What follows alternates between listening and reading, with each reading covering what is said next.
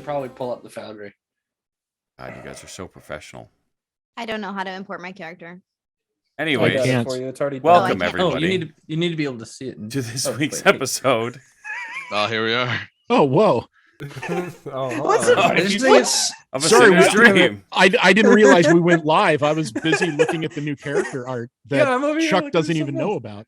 It's wonderful. No, it's Adelaide's new character art is really cool. I wish Chuck could see it. Yeah, it's Yeah. amazing. Well, it's just I'm a so sketch. glad you When guys- it's finished, he'll see it on stream like the rest of you. And then maybe we should Anyways. just keep it secret for forever. Just Yeah, never let him see it. Until the art Oh my goes live God. on stream. Yeah, totally. Chuck, do you want to do the intro? No, how about you? How about you do it, JD? You do it. Mister, I'm not gonna show you the sketch art. No, I got it. I mean, I'll do it. tonight's- I'm very, No, we're Okay, good. okay. I'm not sweaty. No. Hey, good evening. Fuck. Welcome to tonight's episode of A Sinner's Dream. Tonight's episode is brought to you by Forge, a hosting website, forge-vtt.com. Phenomenal hosting website for one of the best VTTs out there that we'll get to here in just a second. They have nodes all over the world that you can connect to with little to no latency whatsoever. They actually have a really great subscription service for it whenever you get down to it. And once you have your Foundry key plugged into it, you don't even have to worry about downloading Foundry onto your computer. You just need the key, plug it into Forge, and wham bam, thank you, ma'am. Let's get moving. It's great. It's fantastic. It's beautiful. That said, go check them out. They have different subscription tiers. I think Jason and I both use the World Builder tier, and we argue about specs on that all the time, but I know that neither one of us have ever actually reached the maximum capacity of assets that you can upload to it, which is a lot more than some of your other VTTs out there. Speaking of which, the thing that's hosted on Forge, because I did it backwards, is Foundry VTT, one of the best VTTs out there. It is self-hosted if you don't want to go and use Forge, which is the wrong idea, because nobody, unless you're a system admin, is going to be able to do it very Chuck, well. it's the wrong idea. It's the worst idea. I did it on my stream originally, and I had all sorts of issues with the back end. It was stupid. Nobody could stay connected. It was fucking awful. But Tell me on this about it. side, now that we're actually using Foundry and using it on the Forge, we get the full suite of everything. We get all the modules that the community makes. We have the new update with the brilliant new lighting system that I am in love with. Now I can actually make our maps look like they're supposed to according to how the lore is in the game. And I'm really excited about it whenever we actually get to the point where we use some maps in this game for once. It's phenomenal. If you ever had any questions about Foundry, you could hop over into their Discord, hop into our Discord, hop into our DMs, whatever you got to do. Foundry is fantastic, and it's a one-time purchase. Once you buy it, your players don't have to buy it. They can just connect to your service. It's great. It's wonderful. It's clean. I mean, nothing better. Tonight's episode is also brought to you by Heavy Arms, a home brewer who is a very good friend of mine. He makes a lot of really high quality stuff. He's a platinum seller on DM's Guild. Right now, he is working on some Warlock subclass packages, I think. And I've seen some of the spells that he's been working on that. We've been collaborating a little bit here and there in his Discord. Phenomenal stuff, and I can't wait for it to come out. It's actually really, really flavorful for the stuff that I may or may not be working towards on this channel after this campaign, because of course I'm already planning that stuff. Wow, just moving on go from check us them out. that fast, huh? Damn. I'm always trying to stay ahead of you guys. Let's see. Crap. I'm so far ahead of you guys. I'm a campaign ahead of you. But yeah, go check out Heavy Arms on he's got a Patreon. Go check him out on Patreon. He's got his Heavy Arms handy haversack of holding, I think, of what it's called, is this huge long PDF that he updates with every package that he pumps out. Phenomenal dude. Did I miss anything, JD? No, I think you nailed it. I mean, we only have 30 minutes left to play the game, but you got there. Hey, you know what? Show me the art. You wish. Anyways, Throw me the You did happen to forget that we do giveaways here at the Negative 2 Charisma channel. Not only do we give away a custom set of Dragon Knight dice, this month's dice, based off of Badanya Galanadel, our resident Eladrin bard from our Tuesday night The Vibe Best Friends game, but we also give away Steam games. So use your elf eggs down below. Make sure you hoard up 2,000. It takes about an episode. We run just about long enough that you can definitely get a full 2,000 eggs if you're diligent. Just by watching a full episode, you get the option to do that every single stream that we do here on the channel, once per stream. And each one counts towards a giveaway entry towards those dice. Or if you don't want to wait and you want instant gratification, we don't blame you. You can go ahead and enter in our Steam game bribe. It's 300 elf eggs. It's the cost of a follow for those of you new to the channel. And today we're giving away the official motocross video game, MXGP. I don't know anything about it, but motocross is fun, and you get it for free. Well, it's a lot of racing this week. It's a lot of racing. We're all just racing away from our problems. It's true. And now, speaking of our problems, all of us seemingly have COVID. So just about. Excuse me. Not it. The majority of us. Trevor and I have not caught a chunk of us the peasant virus. Nope. So if things seem a little off, or if one of us have to kind of dive off camera for a moment, it's just to save your ears from the awful hacking and, not slashing of Dungeons and Dragons, and rather the hacking and slashing of our lungs. So, regardless, I would like a radio recap. Can I get one? Absolutely. I've been waiting for you to ask. Shoot, did I forget to do this? You can't feed the pores of your skin with of the calorific cantata. And this is the season for the Reynolds Metals Company to extend to you the very best of all good wishes. That best wish is...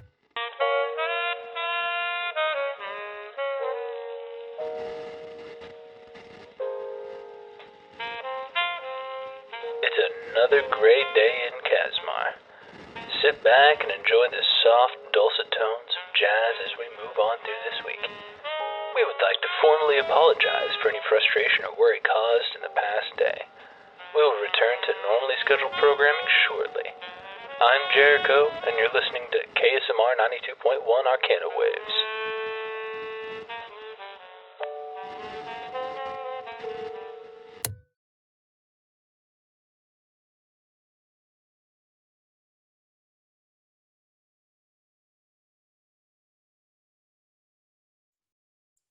Yeah, so there was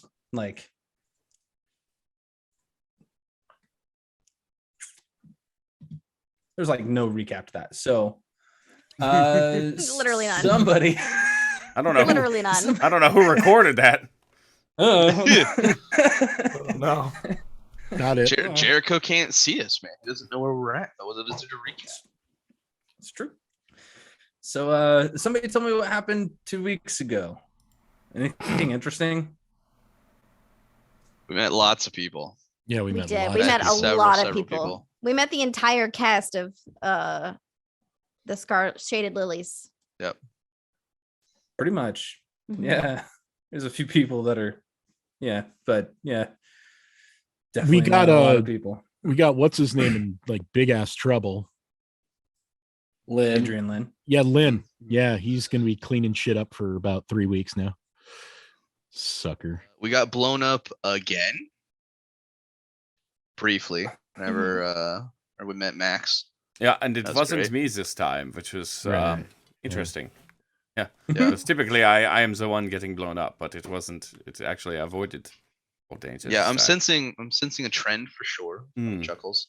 Yeah, I finally got hit by one after narrowly missing out on the last 3. Mm-hmm. Yeah, I got hit again. You did. You were bloodied. Yeah, that hurt. Oh right, I saved Alan's life. You sure did. Yeah. I gotta go talk to him then. Yeah, he's joining the team now. Yeah, pretty much.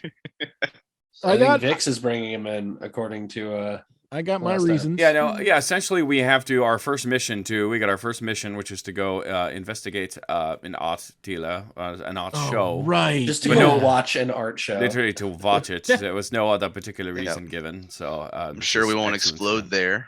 How much time do Yeah. we have before that comes up? You're not really sure yet. You need to go find out. I'm gonna have to talk to my sister. Right. All I know is that hopefully before all that we can talk to Weatherford and let him in on all this. Because we can each bring a +1, right? You can have one mistake. One mistake? Yeah, you get one It's person. not supposed to be on purpose unless you want it to be on purpose. Oh yeah, no, it's totally gonna be on purpose. Yeah. Yeah, Just we talk successfully- really loudly in the squad room about like what just happened, and Weatherford's like, "What the fuck? Oh yeah, now it's an accident. Now you're in. Cool." No. What my plan is I'm gonna give him a call and tell him to meet us at one of the entrance exit points, step out of the wall in front of him and say, "Hey, you need to check this out. There's some shit going down and we need to bring you in on it." I can't tell you anything. You can't leave Right. afterward, but Yeah. gotta happen. Yeah, can't tell you anything or my head will explode. But Yep. Joined a thing, under duress, bringing you in. yeah, You can't undo it. Sorry, but get in here. yeah, pretty much. Yeah. And also, hey, all your money troubles will be over. Because I'm thinking about, if we don't need to get paid by him anymore. So I think as a matter of pride to keep the to keep our whole guises up, we need to maintain our investigative building and company, and that means that we got to bring him in. Yep. Because And I don't feel right. Yeah, I don't feel right getting paid twice. I feel fine getting paid twice. And beyond was a weatherman. So Yeah. Weather people. Vesa people, yeah. So Yeah, That's your I recap. briefly thought when we were thinking of names that I was super creative in thinking of the Stormcloaks, and then realized that was That's probably Skyrim. Stormcloaks Skyrim, TM. Copyrighted. Can't do that one if we want to. But the actual precise location that we ended the last session was actually With Harris. with Harris, Right. He just got finished doing some things. and he just got through doing things, and you guys had asked him if he would be interested in testing it out to see if he could use his sending stone to call someone else outside. And Yes, it tells them the secrets. Right. he had expressed that he doesn't want to take a chance and proceeded to ping. Just goes, I'll just waste it for now. We can do it later. What? I'm sorry. Yeah. What I happened? don't want to. I don't want to risk it. It doesn't feel right. Do it. I mean, what are we No. talking? Like a headache? Coward. It's already empty. Is that the point? Well, fuck it. I'm gonna try it then. Yeah. See, Hey, Harris, you got Courage, one Harris. of them. This is what courage looks like. You got one of them maps that shows all the entrance exit points of this place that like I can meet someone at. Yes, but I believe it's also in your welcome packets, your pamphlets. Oh well, shit. So I'll pull it out and start looking for the map. And I want to find one that is closest to the office. I have to remember that my emotions were actually calmed, so I'm under the effects of that's calm right. emotion. Right? Oh, that's right. Yeah. You know what, Harris? You're doing a great job, man. I have to tell you, you're doing such a good thing here, and no big deal. We do it later. Honestly, it seems like it's kind of a bad idea to do it now. Like there's something about it that just doesn't feel right, and I don't do things that don't feel right. Give I me do one things. good reason why this isn't a good idea. It doesn't feel right. Whenever I say things don't feel right, it means probably doesn't feel right. Well, I'm not going to try and tell him about what's going on. I just want to see if I can reach him. And if I can, tell him to meet me somewhere. All right, there is actually one. You kind of look at the map for a moment. It's pretty easy to read. The map itself is very much black and white, but it's almost like an atlas. You have to kind of, not an atlas. It's almost like a road map. You have to kind of like slowly unfold it outward until you have this big sheet in front of you that has the entire city in front of you, and you go over to the housing district and find where it connects right next to the industrial district, and find where where Weatherford Hole is, Weatherford Hole Investigations is, and you look down the street just a little bit. There's an X right there, next to Larry's. Hey. All right, so we can actually get onto the block, which is good. Now, does anybody here? Can anybody here like do a quick, put me back together in case my horns blow off or anything? Theoretically. Good. I immediately trigger it and write in Weatherford's Ruin. Okay. What are you going to say? Weatherford, I'm with everybody. We've got into something that you need to be a part of. Meet me at Larry's. Got to bring you into this.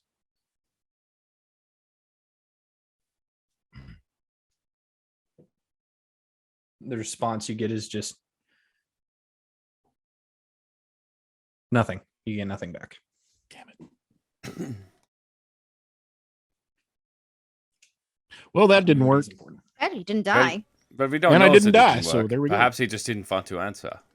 That's true. He usually doesn't call me back in case he's talking to somebody. Yes, I'm certain he's busy or something, a busy man. But we've confirmed that all the charges against you, Wilhelm, and Weatherford Holdings and all that been dropped, right? That's been taken care of. Well, according to our new employers, that is the arrangements that was made. So I imagine they would uphold the end of the bargain. The rest of this has been such a pleasurable experience. Right. All right, and they're gonna release Alan into our custody and make him part of our contact team. And right, I'm excited for this. I'm ready to go. Should we hop back to the office before we go to this? Before we go over to Harold's and figure out this whole art thing? Because I got stuff I need to pick up.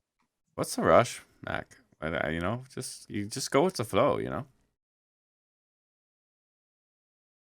I forgot who cast Calm Emotions. No one. He took a drink. He took Right. he took the potion, and it was Calm Emotions. That's Yeah. right. Right. I believe we all have we were all.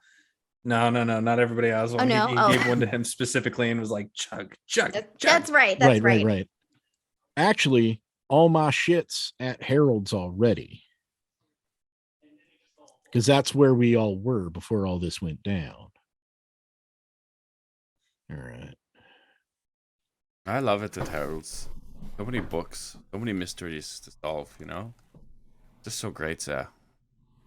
All right. Well, then, how about we briefly split up? I'll exit at Larry's and go check on the office. Y'all, we can actually all get out because, Harold, you're just down the street as well. Why don't we? Yeah. We should probably check with Glenn real quick and see when we need to do this job. Lynn's a little busy. Can we pop in for a quick second and be like, hey, Win? I don't know. He didn't know. He specifically didn't care to know, actually. Doesn't seem like the party type, It's all right. I think I know someone who can help us with the timing of all this. This sounds like exactly the sort of thing that my family would be attending. Okay. Actually, I think we were told my family was attending, right? Yeah. Anita had already said that there was a family function whenever you saw her last that you should come by and talk about. And then Lynn even was like, I think your family's probably going. Except not in that cheery voice because Lynn. Do we have anything else that we need to do here? Or should we get on with this? Think we're good to go.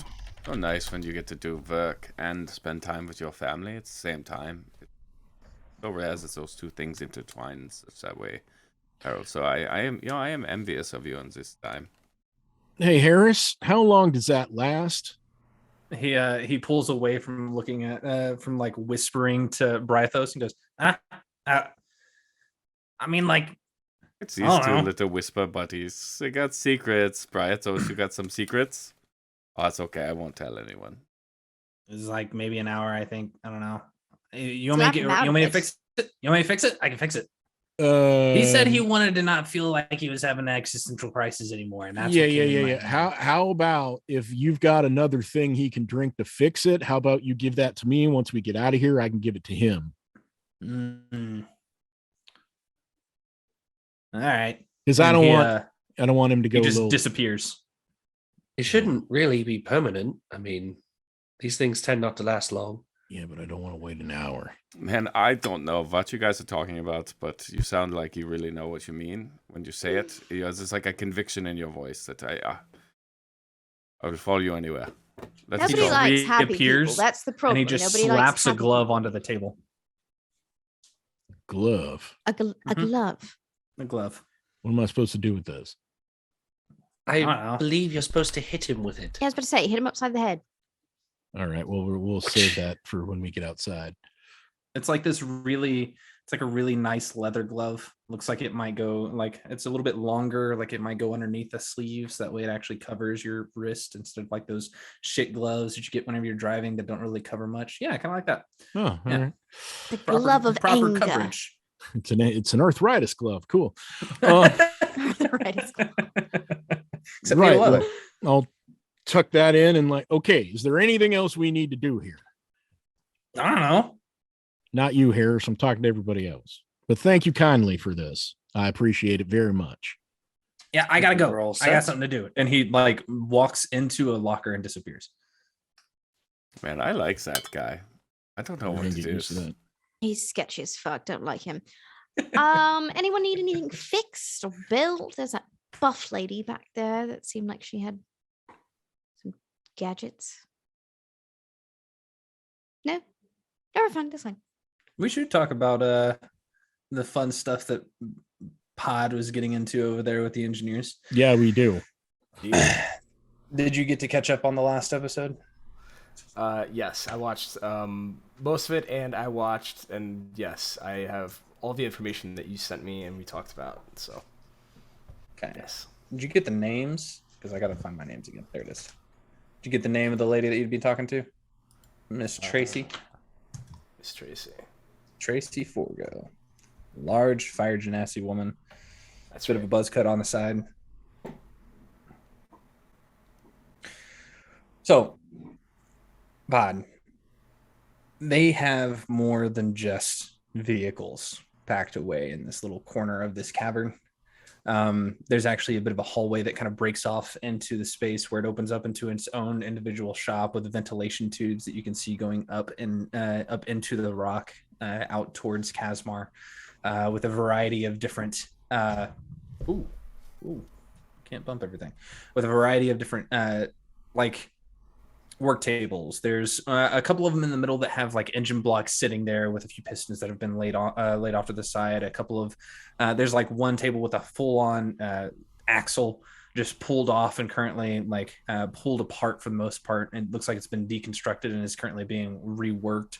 There are a couple of people here that are kind of moving back and forth between the tables, grabbing different bolts, different nuts, and all these different tools, kind of going and making sure that things are torqued correctly, et cetera, et cetera, et cetera. But in the far end of the room, it's a fairly long room. It's surprisingly long. It's bigger than your shop. It's as if you took like 3 of your shops and kind of slapped them all together in space. There are actual sets of racks where they have armor, suits of armor that have been kind of pulled apart, and all that's left are kind of like the padding pieces underneath, hanging inside of these racks as people are currently reworking different little, industrialized forges with a few different squelching tubs in between each one of them, where they are currently reworking metal and kind of moving things over and putting it over onto it, reworking sets of armor. And it looks like classic medieval armor. It doesn't look like modernized stuff. Some of the stuff, there are a few suits that look like they're meant to be worn more for, like as if they are being reworked as almost police uniforms, and how they have their metal and leather worked into their uniforms these days, for those that are not wear people. But Tracy kind of shows you around the space here and kind of just says, "Now everything here is available for you to use however you need to use it. Whatever. I mean, you're here, and if you need anything, need any parts, let me know. Need any tools, let me know." I will, thank you. That is great to know. And I just start taking off my armor piece by piece. I'm going to try to just right away just start getting to work. I'll help people around. If they need help with anything, I'll kind of like give them a hand. But the main thing I'm trying to do is convert my armor over to the skirmisher model. Okay, cool. With how much time everybody else is taking to go about doing the actual introductions with everybody else, you definitely have enough time to change those parts out however you see fit. In fact, she even goes out of her way to say, goes over to an empty rack and says, we actually lost one of our guys a couple weeks ago in an accident. Engine block fell on him. He was being stupid. And sorry to hear that. Brutal. And she just like points over to one of the where one of the racks is, where there's a cherry picker currently holding a block. And underneath it, you can see there's still a little bit of like kitty litter underneath where they were cleaning it up. Ooh. Yes, I do know the uses of kitty litter in this situation. I just shake my head and say, I'm very sorry to hear that. My condolences. Yeah. If you're that big of an idiot, you don't need to be in here. Well, fair enough. What kind of armor did he have? Oh, he wasn't working on armor. He was pretty smart whenever it came to actually changing out some of the various cylinders and stuff inside that block. But man, bad luck. At least that's what we keep saying. So that way we don't get kicked out. What do you mean? What do you mean? What I mean? He was stupid. Not stupid in the mind. Stupid in the curiosity. Well, more like the awareness thing.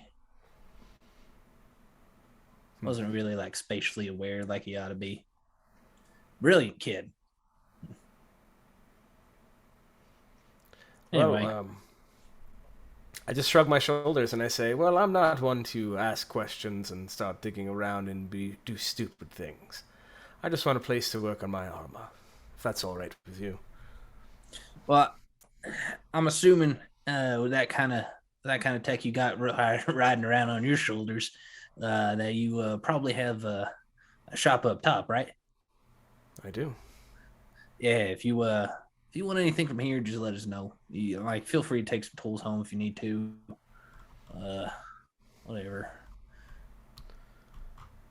Yeah, there might be a few things I could use. If there's anything that you need, why don't you let me know, and maybe I can grab it from my shop. Sure. Roll a perception check for me, please. All right.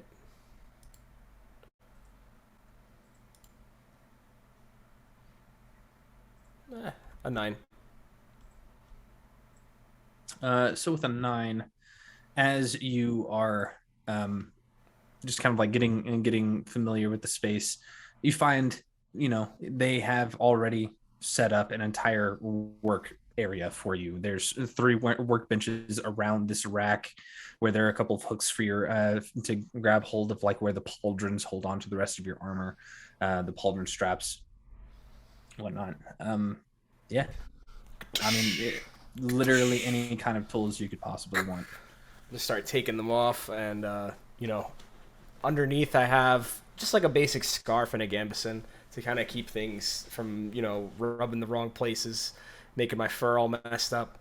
But I take all the pieces off and just start kind of adjusting. I'm taking off a lot of loose extra weight as much as I can. I've been feeling like kind of bound up, kind of heavy, like everything keeps bouncing around, and I don't want that anymore. I'm trying to essentially create some fields inside that will maybe like dampen the sound. Mm-hmm. Absolutely. I mean, it's just a short rest to do so. So as you're kind of like working through it, you take those take those arcane runes that you've put on the inside of this these like leather pieces and kind of adjust them ever so slightly. Very similar builds in nature. So it's just very quick, like switch, cut this one off, switch this one on kind of thing in each individual spot. It takes time to do because there's a lot of them, but easy enough. All right. Yeah, and I once I finally get it set up, I put it back on pretty simply, and right in the center of the chest there is like a large black gem. It was not exposed before, but now it is. And most of my clothes now kind of fit over this armor, and looks like I'm just wearing kind of like a big scarf, helmet, big hood over my head. Doesn't look like anything much. Definitely don't look like a cop or a private investigator, more like a traveler, something like that. Looks like traveler's clothes. Nice. But that's it. Pop it on. All right. Yeah, nice. Brilliant. I love it. That's it. All right. What next, guys? I'm going to go back by Alan's cell and give him the good news. All right. You bully this poor man far too much. Far too much. I feel so bad for him. Who, me or now Alan? he owes him a life, and now he owes him a life debt. He's been bullied since he showed up on stream. So I need another persuasion check from you, Mac, as you're trying to get through the doors without proper permission at the moment. And are you taking everyone with you? I don't know. Anybody else need to go? I'm just sort of wandering around. Just kind of really getting a good look at everything, with clear eyes. Hey, Wilhelm, why don't you come with me? I kind of want to go see Pod. Pod seems like he's doing some really cool stuff over there. Yeah. Pods, that's so cool. You just takes that armor off. This stuff is old that I have, but it does good. Rolled an 18. No, it would be great. Because I thought of this when we were getting shot at. Like, if I had like a shield that I could like pop out at any minute, but that I didn't have to like carry around because it's like it would have to be on my back and stuff. It's a pain. You have to, but if I could just. You mean like something that extends from your armor itself? Oh, see, or something you're so smart. I don't. Yeah, I guess I don't know. You could do something maybe like some sort of like grenade that you throw it and it turns into a shield and then returns to your arm, right? How cool would that be? So cool. Right. It'd be so cool. Super cool. I don't know if I can do it, but we'll figure it out. I think I just need a lot of gunpowder, and I just at this point, like you've piqued my interest, and I take out like those rods that just expand, those magic ones, something like that. But it's just like I could just like have it on a wristband or something. A wristband, or yes, like that's perfect. We could even attach some sort of pulley to it and on the inside. And don't know what you're saying, but it all sounds so wonderful. No, that won't work. And I cross it out and I just keep going on and on. And actually, while I'm here, what is in this area? Is there anything that I could possibly use? I have a shield that I'd never use, so actually I use it all the time. But is there some way that I could like condense it to make some kind of prototype with this thing? We'll consider that part of your See, downtime. that's what I was avoiding, because I was like, I'm not just going to say I have a shield on me all the time. Yeah. I do, but... We're getting ready to have some downtime, so we'll make that part of the downtime stuff. We'll talk about it then. All right, we'll talk about it then. Cool. So with an Harold 18... is just kind of... I rolled an 18. I'm +2. It's a dirty 20. Okay. So with the dirty 20, they recognize you as you come up, and they're just kind of like... They share a look, and you can see a half a grin come from one of the guards. And they just open the door for you. They don't even follow you. Thank you, gentlemen. Just do the hop over inverted shit that happens. Yeah, still trying to get used walking to that. around. You kind of walk across the wall and up to the ceiling where the door is upside down. Now it's right side up for you as you're walking on the crystal. Start rolling a cigarette as I walk up. Just right up and go, "Hey there, Alan. Me again." As you walk into the cells, like into the cell like hallway, you can hear soft whistling, soft bird song, until he hears the soft clip clop of your hooves. At which point it stops, and you can immediately hear the fuck before you even show up. And he's already sitting against the wall on the crystal, the purple light kind of uplighting his down. What the fuck do you want, Mac? Well, number one, need a smoke? Made one for you. I don't smoke. You absolutely smoke. I saw you smoking outside the pipe factory. I haven't smoked in like 3 days, bud. I know. Maybe I quit. All right. I don't want your fucking smoke, man. Fine. If I wanted to smoke, I'd roll my own. Just strike it up. It's like, well, I got some good news for you. They ain't going to take away your memories. I talked to them. And I ain't joking. They're going to bring you back into the fold, and you're going to work with us. Not for us, but with us. Because I figure you're real good at taking notes, and you're real good at figuring stuff out. And we need somebody to check shit out when we don't got time. And I'm being dead serious. I know we've had our problems, but I know how much family means to you.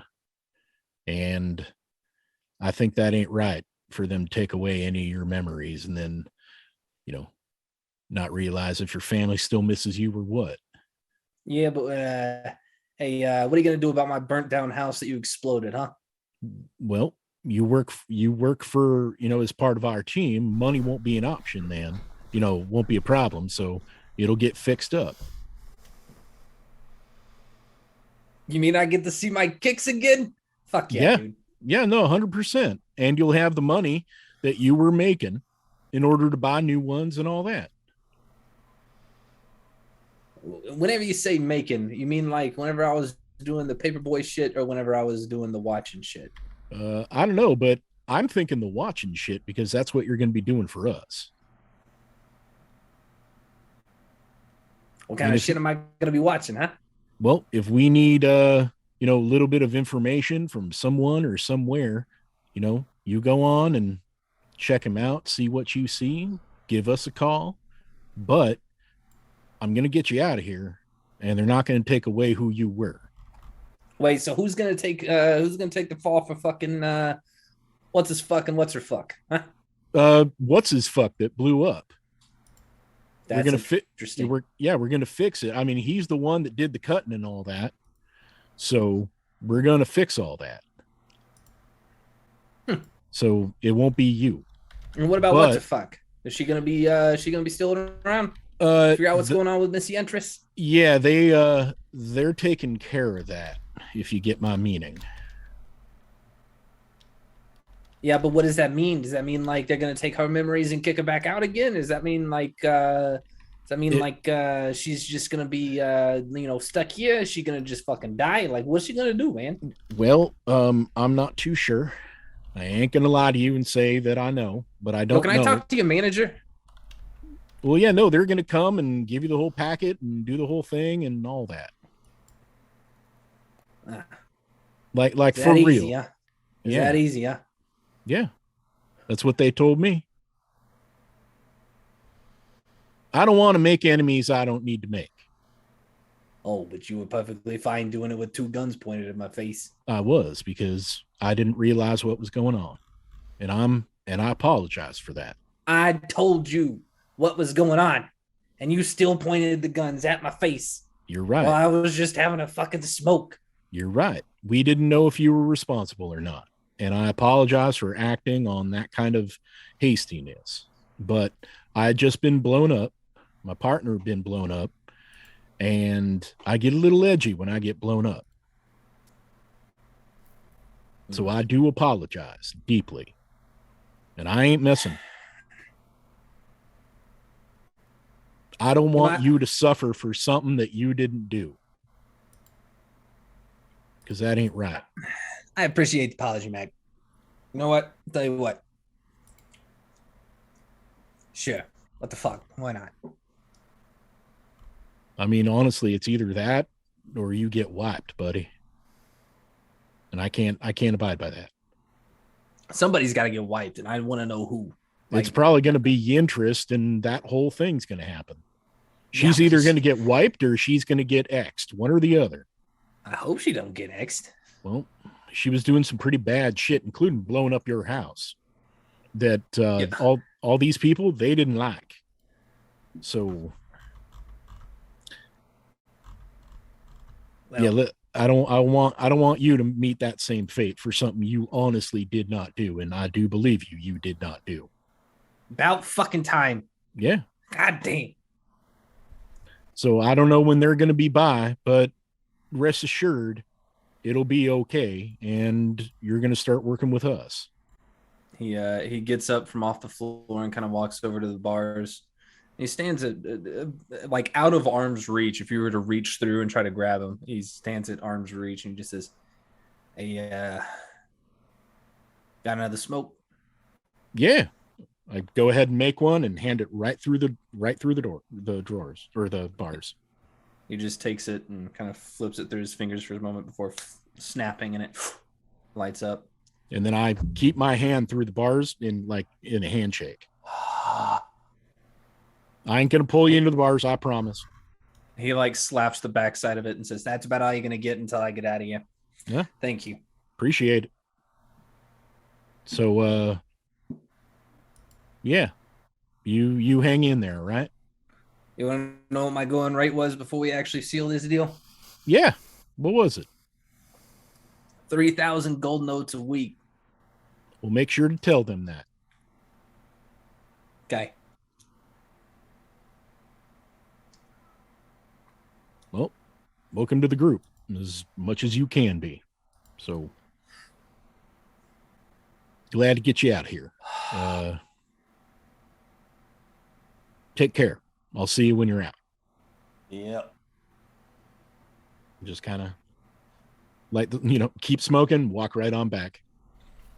As I come out, just look at the 2 cards, thank you, gentlemen, and go and join the team. I keep half expecting Mac. I keep half expecting Mac to be like, "Yeah, I guess Alan's not going to work out. Just wipe and pin the whole thing on him."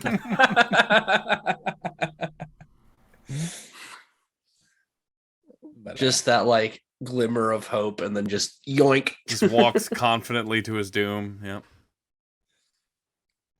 I didn't say that wasn't an option, but there are contingencies in my head. So what next? Anybody else got anything to do here? Harold would just kind of in that time, not spending any extra time beyond what everybody else is doing, but in that time frame, just kind of inching his way over to the telescope and trying to kind of just casually peek at Brucey's notes. Just kind of see what's going on as he's taking the notes. Try not to get in the way, but also very interested in what's going on. Okay.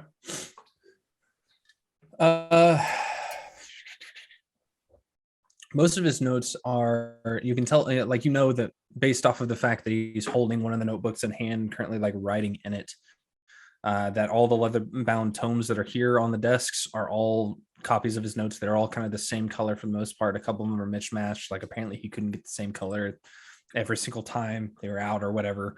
But he's got 3 or 4 stacks on one desk of nothing but just logs, and one of them in his hand that he's currently still writing in. Mabel is kind of going back and forth, kind of speaking to him and looking through the telescope and adjusting things occasionally. Make a perception check for me, please.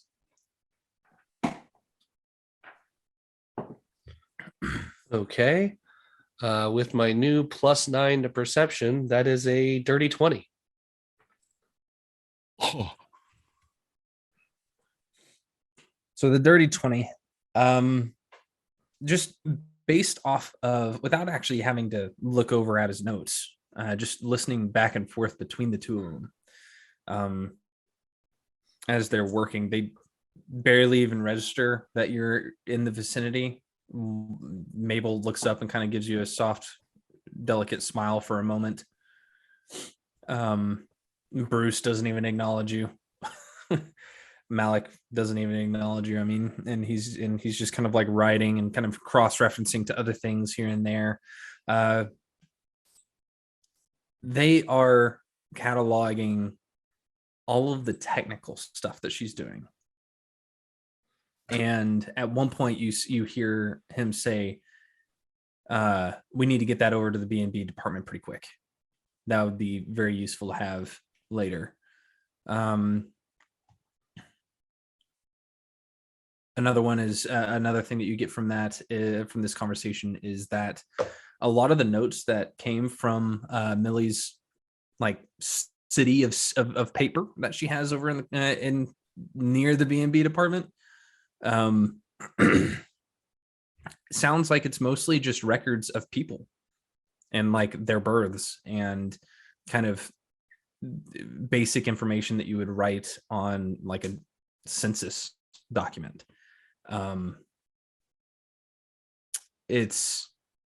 He mentioned something along the lines of, can't wait to get this off my desk at the end of the week. He's got a couple of loose leaf sheets that he's currently like writing through and like sitting off to the side for her from time to time. Then at one point she stops and she goes, "She's sleeping." He just goes, "What? She's sleeping? She doesn't sleep though." I know, it's bizarre. And he gets up and kind of like pushes her aside and looks down and through. Do you actually want to go and read the notes? Yeah. Okay. Are you gonna do it like nonchalantly, stealthily? Yeah, I mean, like the same signature Herald stealth of like no one notices me. Okay. Make that stealth check for me, please. That is with the new BLM dice, that is a Black Lives Matter natural 20, +5 for a 25. For a 25, they don't even notice as you just kind of like go over and brush your fingers over the top of the page, just flip it over and kind of look and back and forth. It looks like this is it looks like they are trying to gather stuff to make not massive skyships, but small ones that could potentially go from like district to district to make transportation faster, potentially for larger loads, make it to where things could go from the industrial district to the actual shopping district and drop them off. And there's already like notes on towers to be built in each district. Make intercity commerce be a little bit more fluid than it is at the moment, because right now there's 2 ways to get to various different districts. There's 3. There's driving, walking, and train, and it can get a little clogged from time to time. So this would kind of get rid of that issue without having to deal with paying for mages. Ooh. Yeah, Harold just kind of takes this into account, and as he starts to see the rest of the party kind of come out from whatever individual things they're doing, he'll kind of make his way back over to them. Okay. I muted my microphone as I was asking a question, of course. Were they like talking about changes to infrastructure within the Shadow Lily zone or within Kasmar? Within Kasmar. Within Kasmar, okay. There is no indication of how it would actually be used, like implemented, like who would be the one to reveal this new technology or this new infrastructure for the city. Just that it's kind of like a rough draft of it at the moment. Do you relay any of this information, Harold?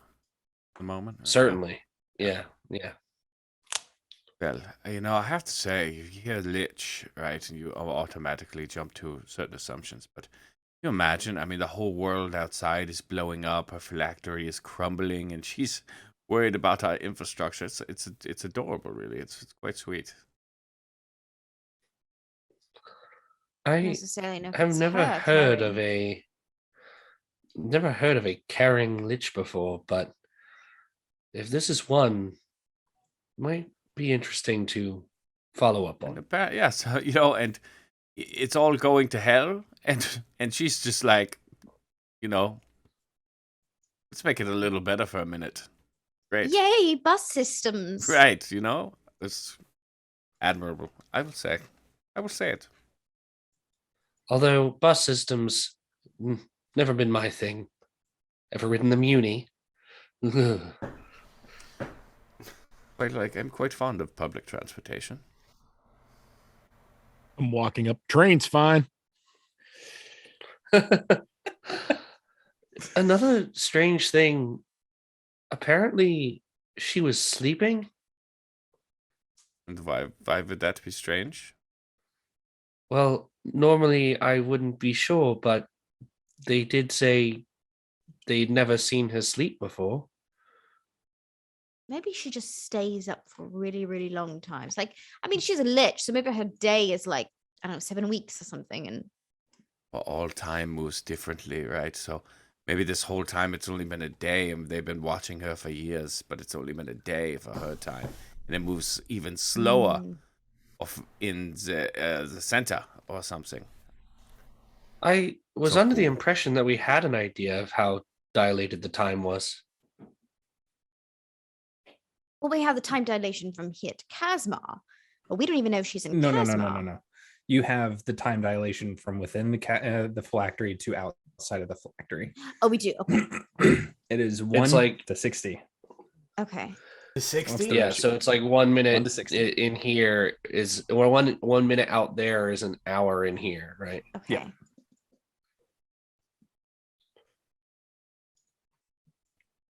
So we're just constantly watching her in like super slow-mo. Well, not from what you saw. We take a long rest, 8 minutes moves outside. Yep. That's fucking rad. That's what I'm saying. It's very cool. So everything's great. It's all so good. Hey, any one of you Can we hold off on? Can we get a few more of those potions? No. Just keep them. Just keep them coming for him. Just no. Any one of you can like tell me how this glove works? Like, do I have an idea as to how it works. I wear it and give it a. That's what I'm thinking. Kind of a, or maybe I take it off and kind of a. I don't know. Yeah, is it a full open hand slap or is it a dueling slap? I think you're holding the glove and you slap him, or yeah, you're in the glove I'm thinking you him? hold the glove. Right. Well, do we have to do anything else here, or should we start figuring out this art museum thing? Night at the museum it is. Right. So on the map, it says there's one of these things leads out next to Larry's, which is down the street from the office, which is kind of near your place. We can just pop there. Oh, yes. That sounds good. See if Weatherford got your message. Hey, yeah, that's a good idea. Maybe grab a well-deserved beer after all of this. yeah, sounds great. Oh, yeah, that place up the street. Yeah, that ain't bad. I certainly could use a drink. Larry's serves beer. Yeah. And lasagna. And lasagna. Yeah, that's right. And lasagna. Now, does the pasta? does the exit come out in Larry's or like in an alley near it, or no? where? It's an alleyway. It's not like next to Larry's. It's like Okay. a couple buildings down from Larry's, but that's the closest landmark that you would know right off the top of your head. You're like, oh, that's Larry's. Okay. Cool. All right, now remember, the moment we go through this out, that shit's gonna be put in our heads. So if you want to back out, now's the time. I'm quite content with looking further into all this. Anybody else have any reservations? One for me. I'd rather not be stuck in here forever, so. Yeah, but you can't talk about it if you go out. And you'll have a little bit more protection if you stay in. Oh, fine. Right. Well, then, I guess that's that. We go to Larry's. Yep. Find the hallway and go out. You know, I'm so excited. I love those little fried cheeses things he does. Oh, it's delicious. Yes, with the breadcrumbs. They're like the triangle ones. Yeah, it's very fancy. They're like the The second we step out into the alleyway, I turn and slap Wilhelm across the face with the glove. We'll get there. First, I need everybody to make wisdom saving throws, please. Oh shit! Ooh, baby. Wisdom. I feel like I should get it at advantage because I'm in such a good place. I'd have to agree. I don't think it's a charm. Let me check. But I rolled a natural 20 because anyways. Doesn't even need advantage. Yeah, natural 20 for a 27. Wow, that succeeds. So you are not under the effects of the gas. Yeah, baby. Is, Straight 10 Vix for is, Pip is, and what did we get on? That is a 17 plus 3, my guy. Dirty 20. Failure. Damn. 9. 23. So 9. Failure. So as you guys are walking through the darkness, it's an odd sensation again, because you know that if you were to light your finger on cast light, try to get that magical light to kind of buffet that space outward, nothing seems to work. And as you're going along, Wilhelm, you feel like this weird itch on the back of your neck. You just kind of nonchalantly scratch it off and flick it off, and as you do, little bits of fire kind of light along the wall for a moment and dissipate. The rest of you don't really feel much of anything as you walk into an alleyway into the grayscale light of Kasmar in an alleyway. The soft buzz of people moving about, milling about, that you didn't even realize you were missing, that had been a constant buzz in the back of your head, suddenly fills your senses. That the sound of the occasional honking of a horn, people arguing, people just chattering in the streets. You turn and slap Wilhelm across the face with the glove. Okay. Wilhelm, you are immediately, the effects of the calm emotions just immediately dissipate. And the glove, it's a glove. Oh, good. So, Mac, you smacked me. Yeah. Just I'm going to just reach out and grab your arm. Knock the fuck out of it. And immediately, radiant consumption, my eyes just burst into yellow and orange flame, and I don't know if you've ever seen this, but flaming wings literally erupt from his back as the air starts to steam and boil around him. Take it back, Mac. For just a minute, as he then collects himself and centers again, holding onto your arm. Thank you. You're I welcome. told you we should have kept a couple more of those. No, I don't want need him therapy. under. No, I don't want him under that at all, because we need him. I understand not burning down the place we were in. Will the glove do that to all of us? I don't know. I don't know if it was a one-time thing or not. No, those potions might do Hit me. something. Hit me with the glove. You're not under some kind of like, I want the wings. Oh, no, Pip, that was him, not the glove. That was what the heck? We'll talk about that later. You do that? No, So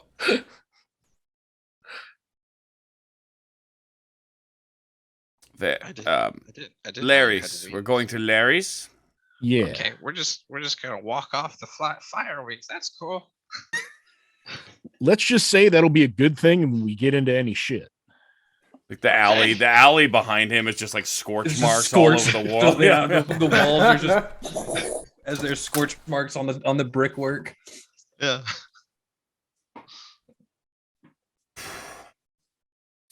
So there is Yep. just a normal time of being normally alive and nothing weird, just normal life. Can anybody call Weatherford? Because I can't. I use my damn stone. Oh, here you go. You can borrow. I can do it right now. All right. I think I'm gonna go have some normal lasagna. That's my plan. Does anyone know what we're not supposed to say? We can't talk about it at all. Oh, we can talk about it to us. We just can't talk about it. What do I tell Weatherford? Well, I don't know if we can talk about it to us. Well, we're talking about it now. Well, we're not being very direct about it. That's true. We're all We are part members of of the Shaded Lilies. Does anything happen to me? It just explodes. No, nothing happens. It appears we can talk about it to each other. All right. I'm not dead yet. Experiment complete. So I'm not particularly familiar with the way this spell works. What exactly are the side effects, Harold? So that we can perhaps notice if we are doing something incorrectly. Would Harold know, because Gaius is a higher level spell, but would Harold kind of... If I remember right, it was either you or Pod who rolled a really high Arcana check on it. So you would have the details of the actual spell itself. Let's see. So the details on Gaius are... let's see. Get fucked. Yeah. Shit blowed up. You place a magical command on a creature that you can see within range, forcing it to carry out some service or refrain from some action or course of activity as you decide. If the creature can understand you, it must succeed on a wisdom saving throw or become charmed by you for the duration. While the creature is charmed by you, it takes 5d10. So you would have had advantage. It takes 5d10 of psychic damage each time it acts in a manner directly counter to your instructions, but no more than once each day. A creature can't understand you is unaffected by the spell. You can issue any command you choose, short of an activity that would result in certain death. Should you choose a suicidal command, the spell ends. You can end it early by using an action to dismiss it. A remove curse, greater restoration, or wish spell also ends it. It's a 5th level spell. And if you cast it at higher levels, it can be much, much longer.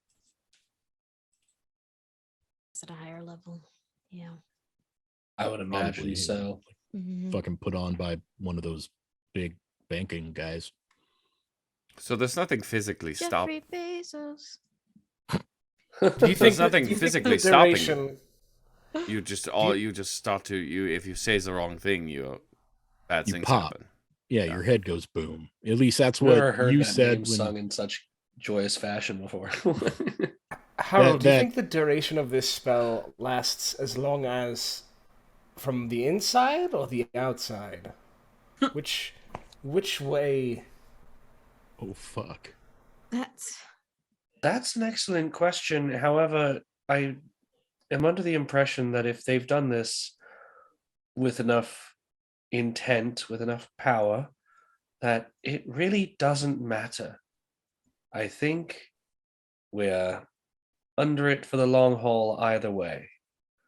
But part of our introductions, they said we have to come back at least once a month. So that's probably why. It probably lasts about a month.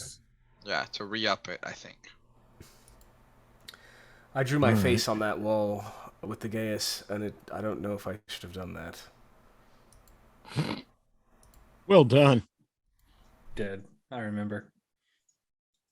I took note of it. All right. Well, I don't know. Not good. Well, I guess that picture of your face can't discuss the shaded lilies.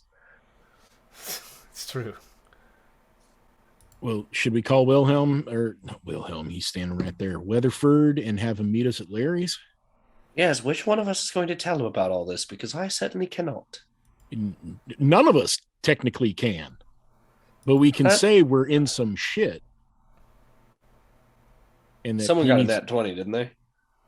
Yeah, but I don't know if I would know that's what's happened. He was still calm emotioned and being a hippie. I just don't know. I don't know how, again, relevant. I don't know if it would, I guess, how about we do this? I will make, what would you say, an Arcana check, Chuck? Or what particularly? Like knowing if the Gaius just to know if I am unaffected by the Gaius right now. Yeah, I would say an Arcana check. Okay, probably using wisdom. Oh. So instead of intelligence, make a wisdom bonus. I mean, I think it's so if you're it's well, because I'm proficient in it already. But I rolled a 4, so.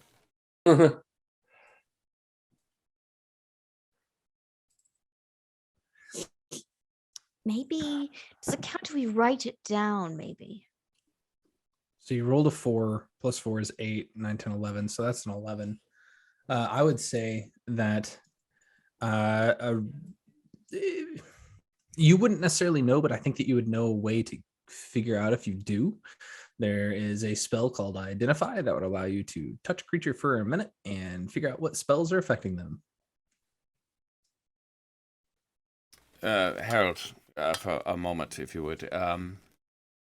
Yes. When you went through, did you feel anything when you went through the tunnel? Yes, it was this strange tingling on the back of my neck. No? The only one that felt the tingle would have been Wilhelm. Oh, then I didn't feel anything. Okay, sorry, I had that reversed. They did something extra to me. Well, you felt something? Yeah, I don't know. Yeah, something on the back of my neck, but it like burned away. Oh, I didn't feel nothing. Without metagaming too hard, can I see if I can find out? You're a pretty smart dude. You could probably identify it if you want to. All right. Well, it's going to take me 10 minutes. So, well, let's go get a drink and figure it out. Yeah, Larry's. Is that true with the order of the scribes?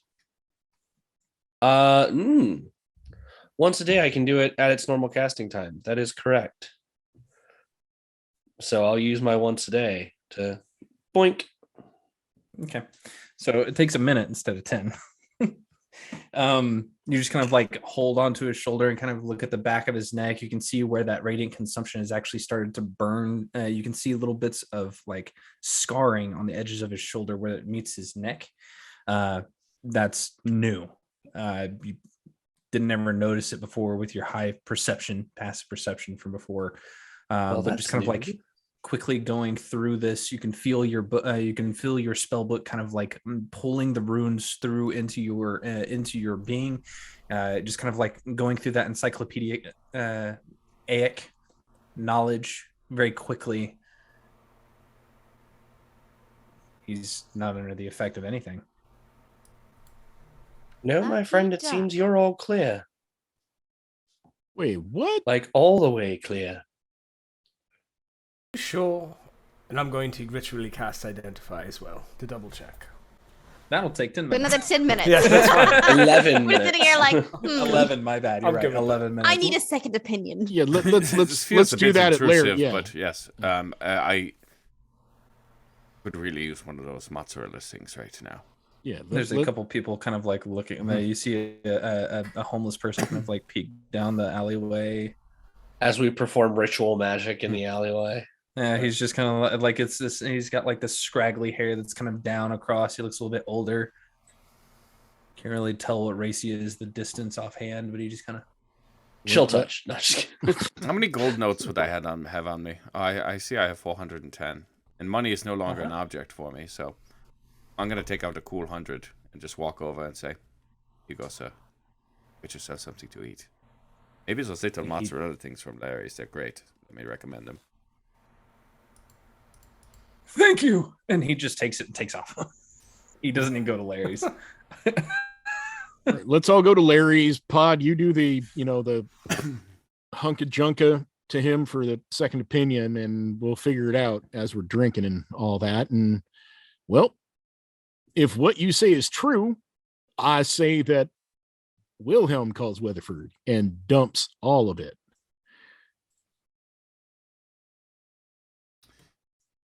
Is there a server or bar? Barkeep? Is Larry here? Who's it? You guys going to Larry's? Yeah. Like officially? Larry.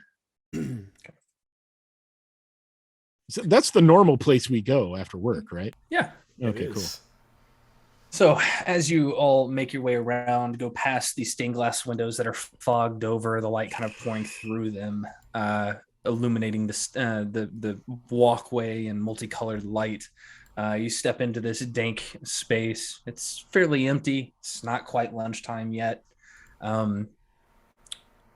You don't see Larry around at the moment, but you can see all the tables have their lamps lit.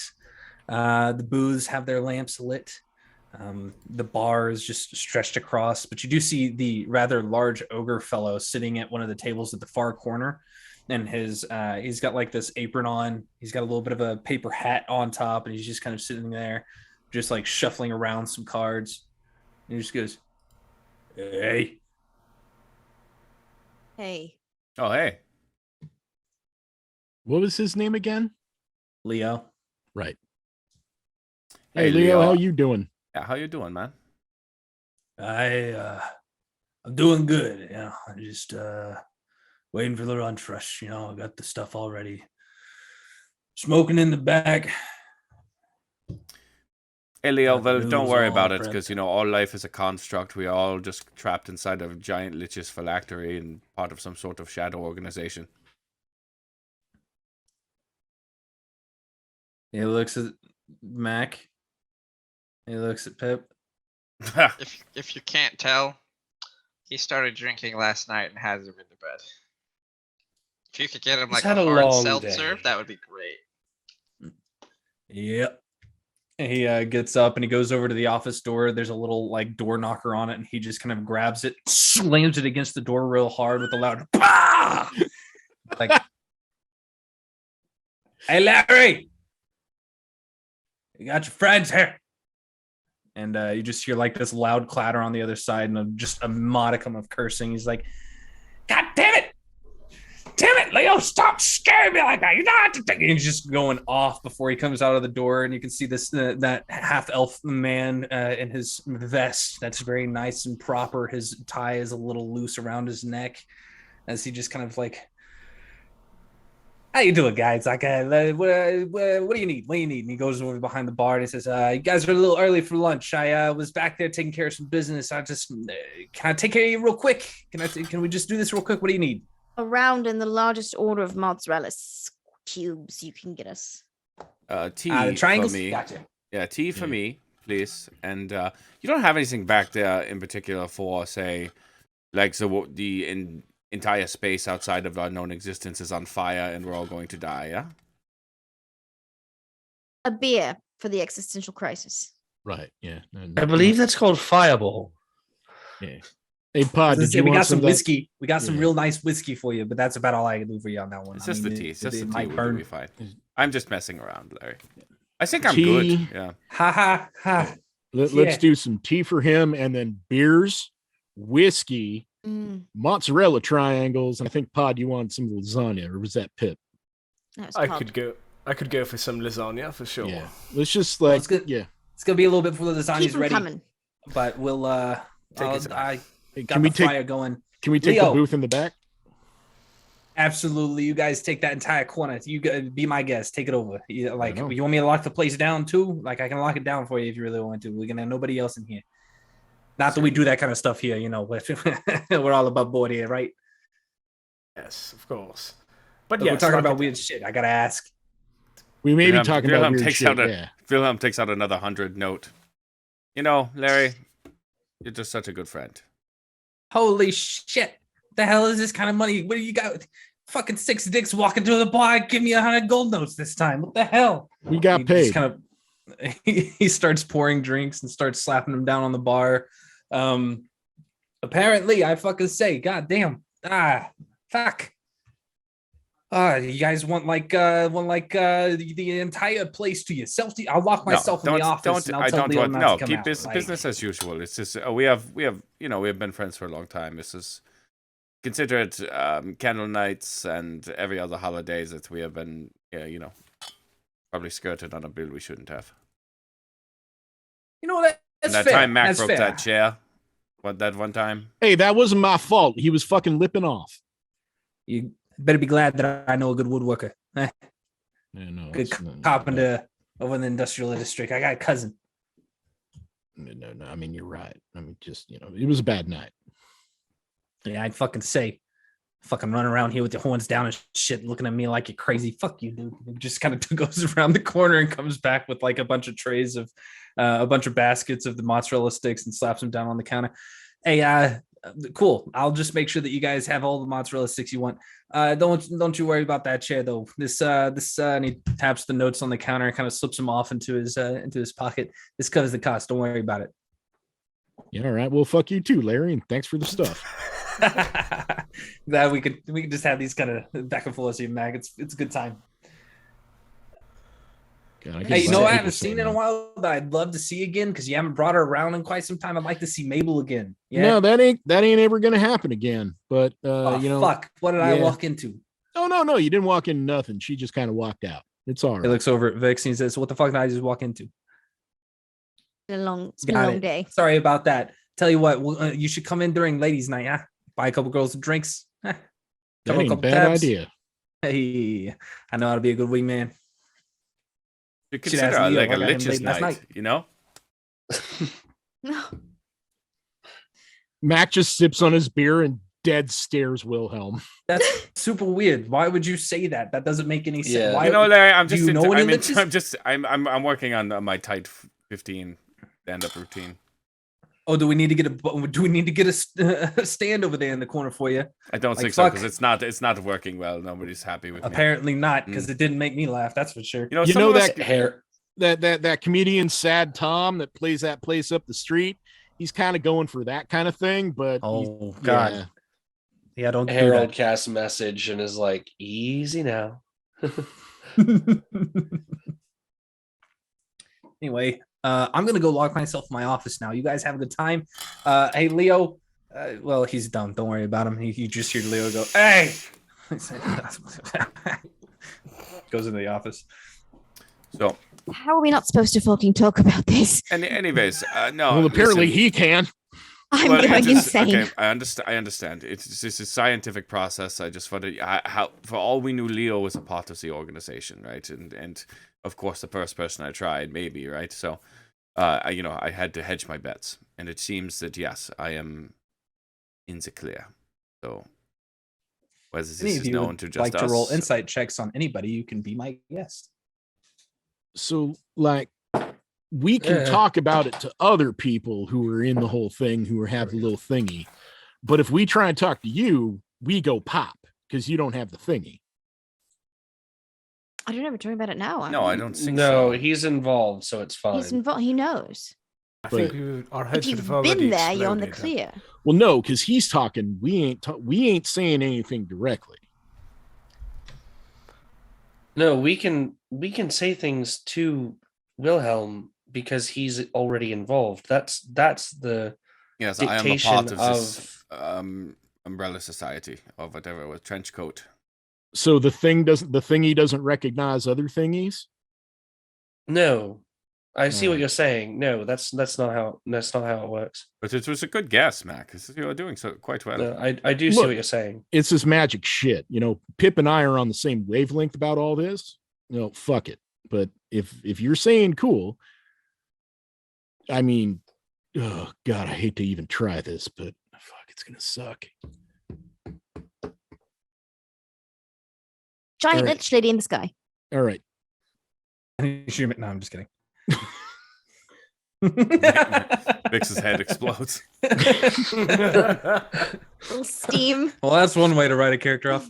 Bon voyage. Boom.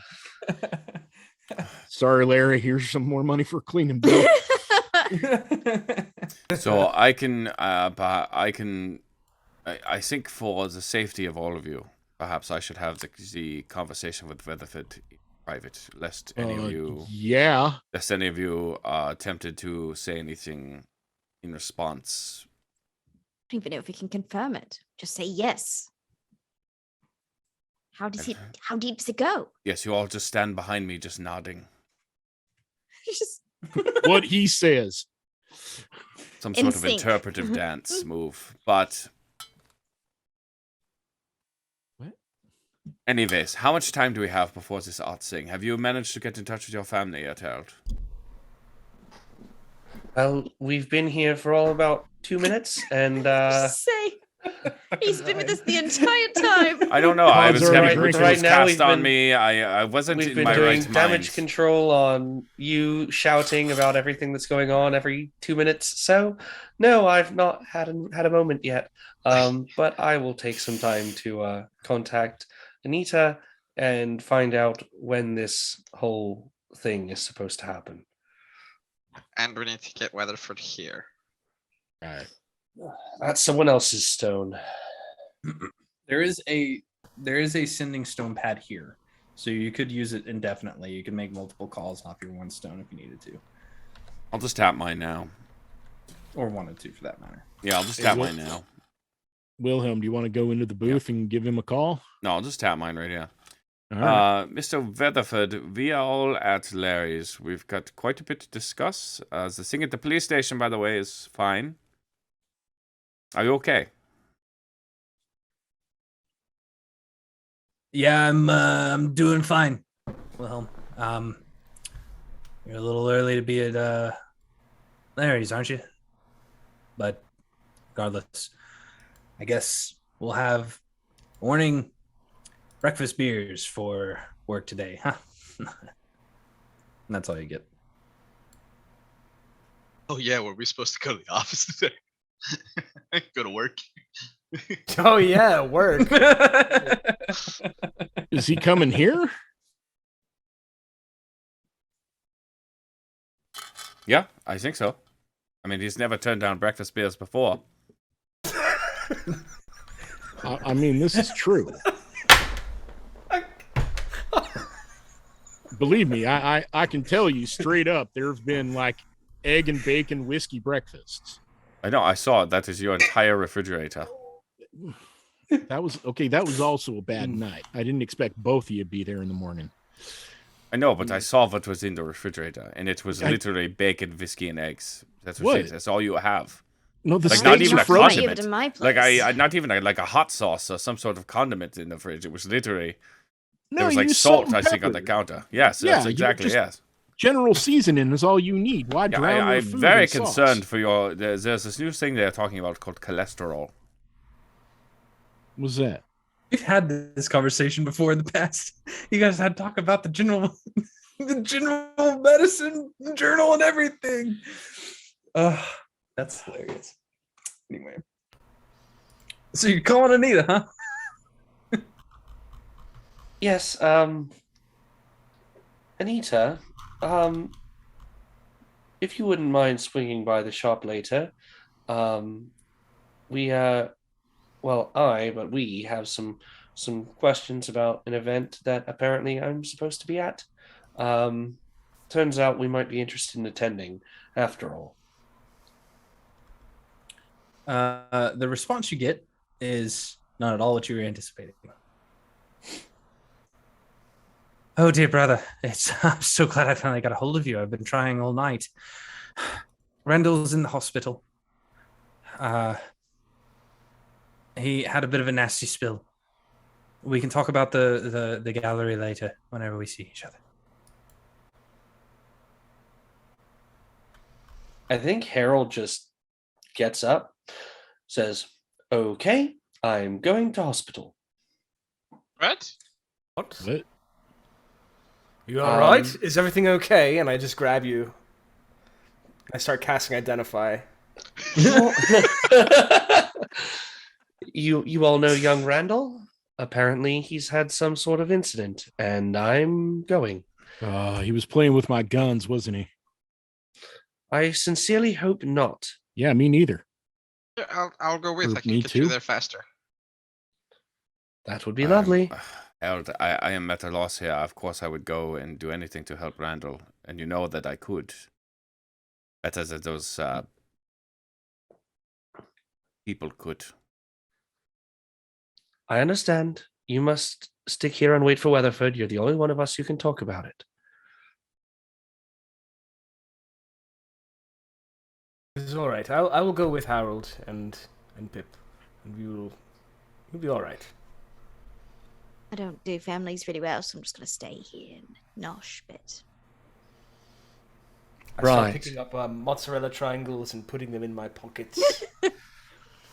Napoleon, give me some of your tots. Hand one over to Harold. Just as many as I can. Just take the take meme them of like with shoving breadsticks into my purse at Olive Garden. So who all is Oh, going go get to- your own. Who all is heading over to That is the me, Saint Pip, Amicus? and Ryan, or and, Just yeah, Patrick. well, Pat- Orion can heal Pod. too, right? Pod can heal, right? Pod heal, can, yes. yeah. I don't know if he's prepared to do so today, but he can. I was gonna say the only me and Vix and I'm I are not. like the only two healers. Yep. I have other They're things. doctors, okay? They know what they're doing. Yeah, doctors. Other things I could do, but healing. All right, cool. Doctors is a I'm strong a paladin by coincidence, not by chosen. Hey, those doctors are good caretakers. They know what they're doing. Yes, they're bloody brilliant.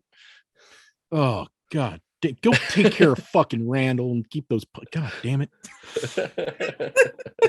Is Randall his little brother? Yeah. Okay. So Randall is like just this little kid that hangs out in the bookstore. He ain't related? Like, He's he's not teenager. related to me at all. He's also a he's like young teens and is also like a tiefling, so definitely not related to the Vidalkin. He's Harold's short round. Yes. God. Right. So let's see.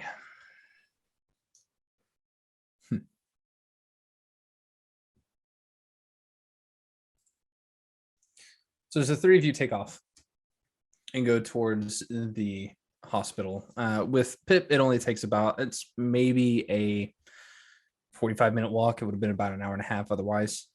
As you kind of dip through different alleyways and whatnot, passing by multiple crowds, kind of catching on to where the larger shopping portions are, like the different cafes that are sprinkled around that are fairly popular. You make your way over to the huge Gothic structure of St. Amicus, the vampire-driven hospital in the I'm sorry, did you Housing say district. Saint Amicus? Amicus. Amicus. Okay. Amicus. It was like Satanicus. No, Well, but that's funny. I didn't think about that when I made it up. The various buttresses that are kind of like covering this outside courtyard made of concrete and with a few little bushes here and there that are well taken care of, have people kind of meandering back and forth from a parking lot nearby.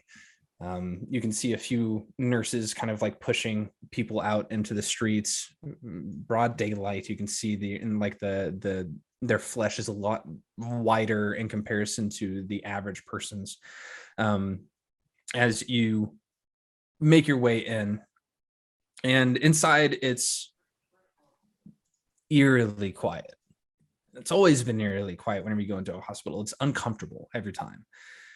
And you just see these like this grand hall that's been reworked into a bit of a what's the word I'm looking for? Like a sitting room, like a waiting room with a large central desk that is circular in fashion with a variety of people coming back and forth from it, kind of waiting in line occasionally, but it's quiet and empty. And you feel this sudden urge to just kind of like keep your voice low. And whenever you enter into these into this great hall, this massive, dimly lit space. You see sitting in one of the chairs off to your right, near one of the hallways that branches off. Anita stands up, kind of like holding on to a jacket in one hand and an umbrella in the other. Her hat is non-existent. Her hair is up in a nice tight bun, and she just looks at you, Harold, and just goes, I'm not entirely sure what happened. But he's doing okay now. I've been worried about you, really. I didn't know where he went to. It was odd not getting a response whenever I called you. He's in his room. Come with me.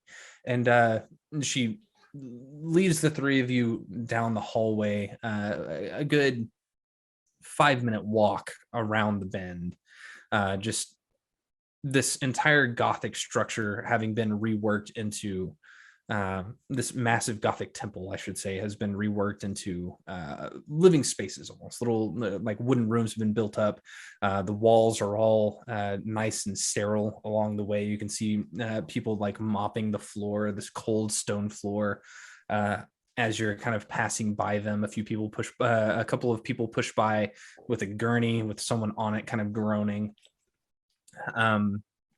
You find she takes you to a door that's on the outside wall, and she just says, he's okay. He's just had a bit of a spill.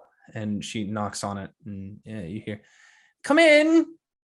As you hear Randall call out, she opens up the door, and inside he is sitting on a medical bed with his leg propped up in a cast being hung from the ceiling. There's a woman standing there in a nurse's outfit that has her hair kind of done up into her nurse's cap, very gently, like poking along the edge of his cast. Just don't feel this, right?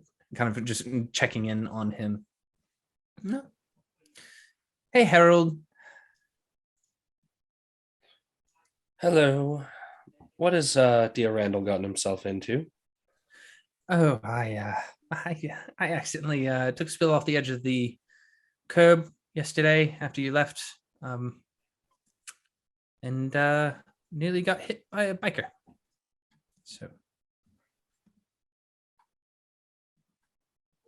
is that do a insight check? Can I is that actually how he got hurt? Roll the insight. Come on, motherfucker. Actually, let's go back to the Herald dice for this. That's a 12 plus I think 5 is 17. Oh, he's lying through his teeth, but he's obviously holding it's not actually an 18.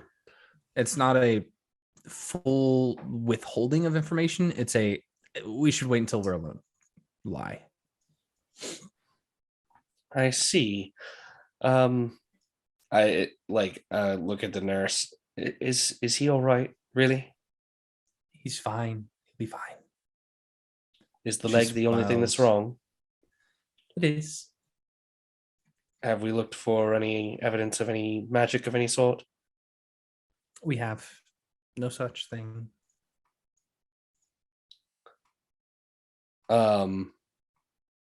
Could you give us the room? Of course.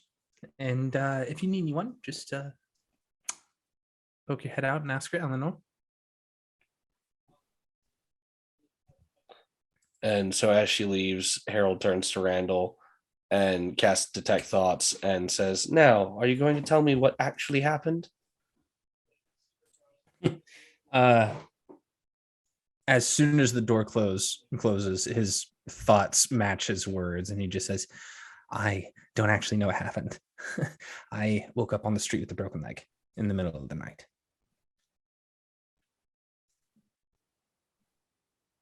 How have you managed that? I don't know. I just said I don't know. And Anita just puts a hand on his shoulder and goes, calm down. It'll be just fine. He says, I slept on the couch in the shop, and I don't know. Just quietly start casting Identify once more, and just put my hand on his shoulder, and he says, it's all right. I say, it's all right. And I start doing Detect Magic at that same time. Okay. Mumbo jumbo magic. And Anita's just standing there, like as you're casting this, just kind of like trying to soothe him, keep him calm, kind of thing. And she just looks up and says, "And now we're expecting to have you at the showing, the Woodward showing." Just a moment, need to priorities, and continue to ritually cast. Anita, were you at the shop round about when this happened, or did you leave? I had left long before this. I believe her. Roll an insight check. It's not gonna be enough. 6. I mean, Harold wouldn't even roll on that. He believed. I trust her implicitly. Yeah, there's no break in her facade. There's no indication that says that she was anywhere else. So she just says, I came in the next morning to find him passed out on the couch with a broken leg. So lovely. And what do we see, if anything, as we finish up? Nothing out of the ordinary. I'm very surprised, so I cast one more spell just to be safe. I want to cast See Invisibility. Okay. What's it look like for you to cast some See Invisibility? So essentially, I'm taking out. They just look like shades, and I just put them on, and they're kind of like spirally and like almost comical looking. Like they have like these like black and white like those hypno things. Yeah. And I like put them on, and I'm like, let me try this prototype out today. Let's see how they work. As you look around the room, you do see something that you didn't see before. In the corner of the room, there is a small orb that was hidden in the room in the corner that you would recognize as a recorb. That records things? Mm-hmm. Okay. I take it and I put it in my pocket. You would have to really get up there and get after it, and it's like embedded in the wall. Oh, all right. Then I will. I'm going to shoot it with the crystal that's on my chest. Roll the attack roll. All right. Is this something that's visible to the normal people, or is this only invisible? So we just see him put on some glasses and then shoot at the Iron Man.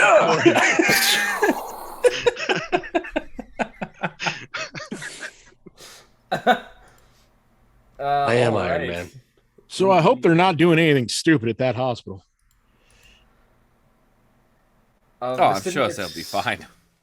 Didn't get switched over yet, but that is a natural 20. Yeah, go ahead and roll I think it's 2d8 at that point, right? Because it's a d8 for... No, it's a d6 for the... It's 3d6. No. Because it's the first hit with the lightning, so it's 2d6 plain, so 46 damage. All right. Plus your intelligence. There are times I'm worried that Pod gets a little trigger happy. Just a little bit. Seeing our dear comrade immediately attack something, Pip is going to immediately throw a dagger. Same corner. Doesn't know what we're throwing at. He saw something. Goodness, Podrick, you've spent too much time with Mac. As you turn and up in that corner, you just see like shards of what look like just clear glass just kind of shatter in the corner, and little bits of smoke kind of. Good. 20. Yes. 23 to hit and 5 points damage. And the dagger proceeds to come in right behind it, just into the What is corner. it? Who's there? It's all right. I think we've got it. It was a floating orb. What? They probably have those in every room. It's to monitor patients. Wait, are you serious? Yeah. Yes. Oh no. Oh, I'm probably going to have to pay for that. I immediately go grab my dagger and try to remove any evidence that I did. The dagger got. The two of you have been spending far too much time with Mac lately. Listen, I'm a bit on edge ever since the whole, things that happened in the past. As you do it, Randall just kind of like jostles in bed, and Anita's just like, "What the hell is happening?" Don't worry. It's just a little bit of a freak out moment. But I think Anita, it's been quite a demanding 24 hours for all of us. We're perhaps just a little on edge. Apparently. Do you guys need some coffee? Do you need some? I can get some scotch. I think we could. Yes, on the scotch and the coffee. I'm going to take a little bit of a walk down the hall. That seems like a good idea. I put my hand on Harold's shoulder and I say, "Take care of your brother. I'll be back in 10 minutes." Okay. He's not.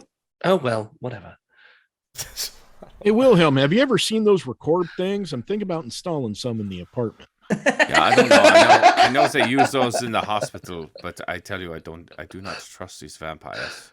Yeah, I mean, we got one in the hallway of the stairs at work, but I know, and even that creeps me out. Yeah, no, I mean, there's a point, but actually, I think that's a good point to actually swap over to you guys. So this is good. Everyone knows it's there, right? We remember to tell everyone, yes?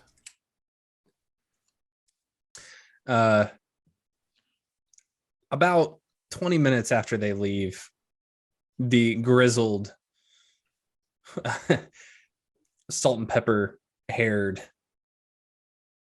Dick walks through the door as you see Weatherford just go, well, seems pretty empty.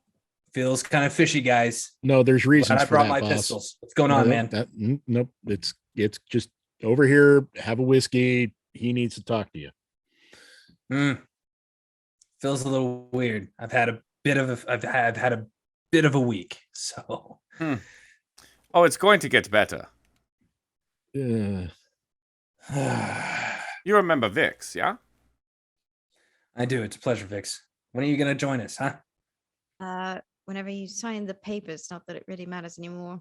Yeah. Sooner than you think. So I guess he walks behind the bar and pours himself a whiskey. You're gonna want to make that one a double. Yeah. He pours it into a mug and fills up the mug, sets the bottle back on the shelf. No. Honestly, boss, bring the bottle. I need him to Fuck believe did you what guys I'm get about yourselves to say. into this time. And he yanks it off the shelf. It's something that we didn't really get into. It's something we were forced into. Oh, you know what? Willie can say more. Speaking of whiskey and alcohol, Vix pulls out the bottle that she stole from the bar in the Shaded Lilies and just kind of pushes it over to Willem. None for me, thank you. I just figured you could use it as a prop, Oh, evidence. No, that's a good point. Yeah. So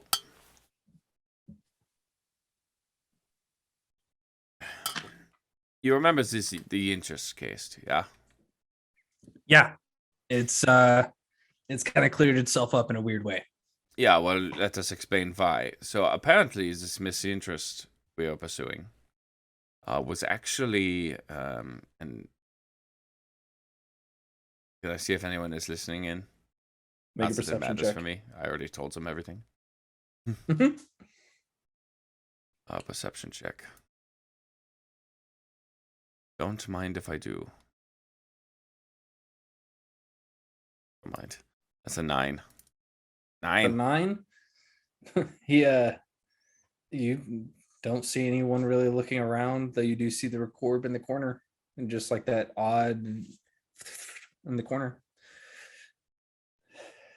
That indicates that there is one in the room.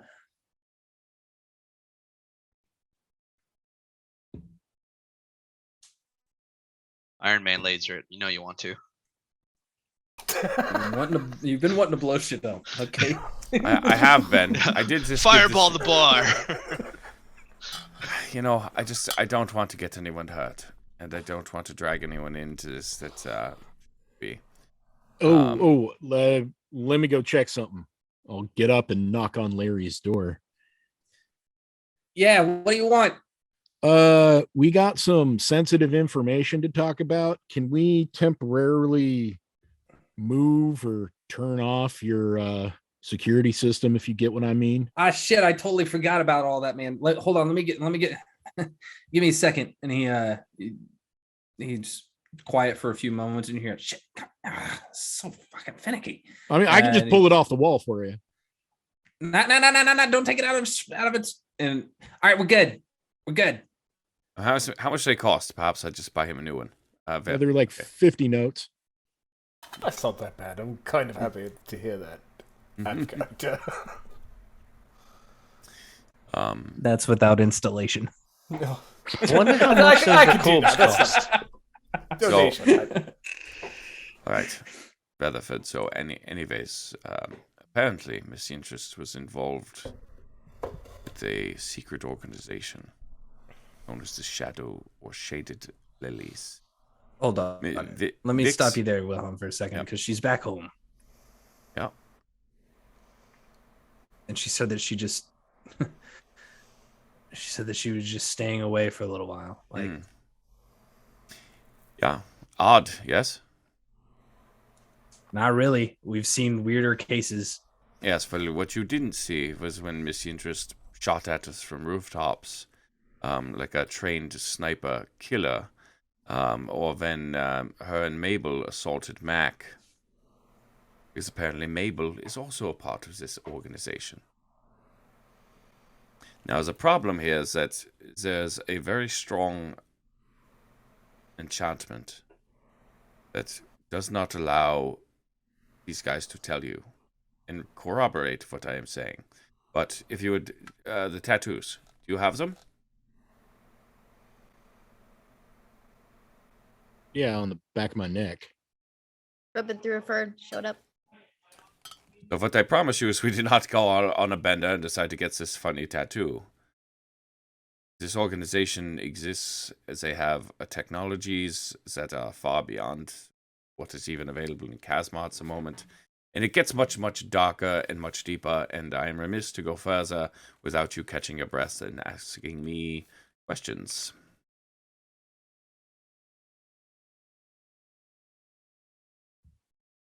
so you're telling me sweet, twisted, but sweet little Tanil Yintris that wears her dresses long was shooting at you all.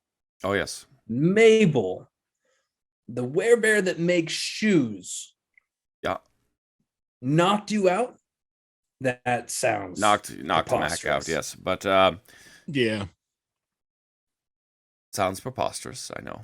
It's preposterous to say a shadow organization secretly controlling the city, working with the dragons. That doesn't sound that odd. Okay. Honestly, I've been waiting for one to pop up. Well, you've been talking to my friends at the junkyard. But there's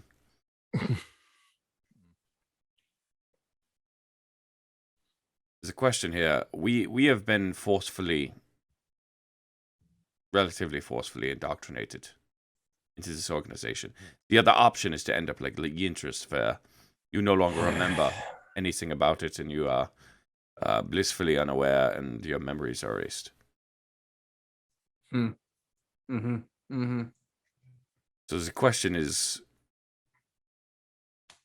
do you want in to work on the inside with us, or do you stay outside? But for you, hey, good news. Apparently money is not an object to these people. What do you mean? Do they have a sponsor? Are they making their own money? What are they doing? I'm not certain, but it's some sort of connection with the dragons that run the banking systems. Yeah, that. Wow, that is a lot deeper than I initially Weatherford, you have to see. You would have to see this place. It is, boss. It's pretty fucked up, and I can't say anything. Vix can't say anything, and apparently nobody else can. Somehow Wilhelm didn't get affected. It's probably that burning soul of his. You know how it goes. Yeah, probably. So is that too much for the Gaius? Like, I didn't mention anything directly. You just said it's fucked up. Nothing worse than what Bryant said. But yeah, we can bring you there. We can take you. There are literally walls that you just walk through. They are illusory in nature. And they have the fucked up thing could happen to him. But yeah, once you walk through, you are most certainly going to either be indoctrinated or have your memory wiped. But I don't believe they are aware that I have bypassed this measure. Do you think it'll? Do you think the fucked up thing will do it to you? Just be careful, Mac. I'm trying to be. Yeah, as I vague may as not have possible. another shot at this. That's what I'm thinking. Yeah. You know, in and out, and then you go. That's what I'm saying. I may not get another shot at this. Yeah. I mean, honestly, boss, I wish I was fucking around with all this. He's 100% true. You've never known me to lie to you. I don't think he can. It hurts.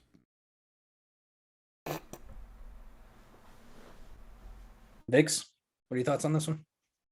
I can't tell you.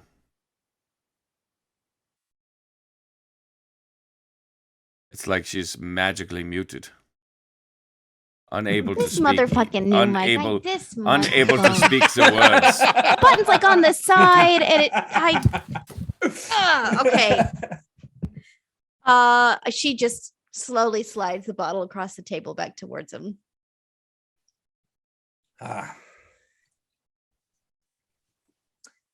Yep, everything is meaningless. I will tell you. Despite wait, Wilhelm. What? The things we were given. Forms. The forms. Oh, it's a pamphlet. Yeah. Oh, we still got those. Yeah. Yeah. Yeah. We're not saying anything to anybody. Yes, I wonder, can you read this? I'll take mine out. Yeah, he It's looks a at little it and singed. goes, why are you handing me a coupon book? See, oh, this is what I'm talking about. Yeah. All right. So got it. So the things from that's interesting. Yeah. It's the only way to show you is to show you. So I guess, but there's no way to go backwards. That don't look like anything to me. Yeah, does it look normal to us? Yeah, it looks normal to you guys. Does it look, Wilhelm, does it look like it was to you?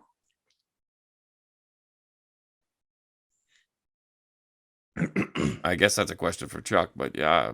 The words are a little mixed up, but yeah, for the most part. All the words are there, just not in the right order. Yeah, so yeah. All right, so some sort of enchanted fuckery going on. Right, so we can see it because we got the thingy. You were there, but don't have the thingy, and he wasn't there, so it looks like shit. Okay. Yes, just be careful. No, that's why I'm saying thingy. Okay.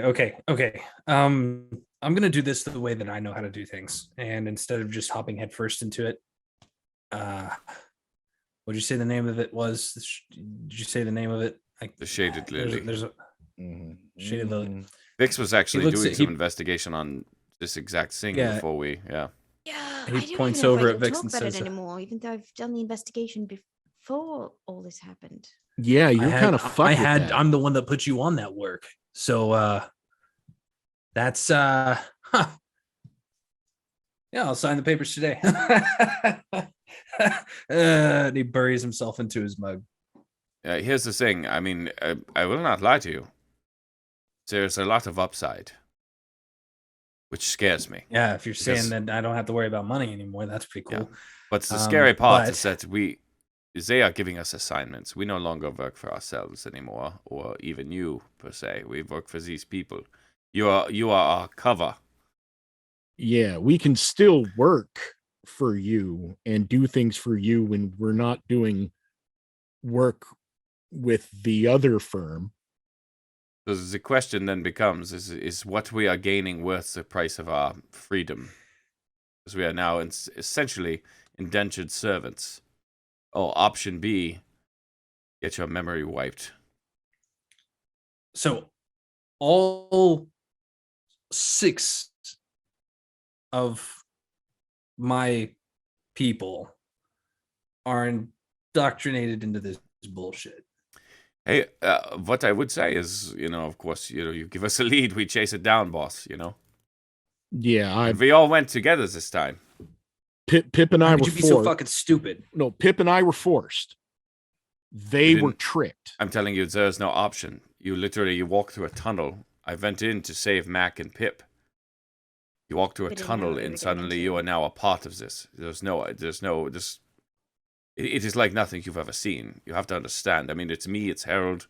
All of us are aware of these types of things, and even we could not figure it out. But it was too late. I mean, do you want to tell him about the thing? I don't. I mean,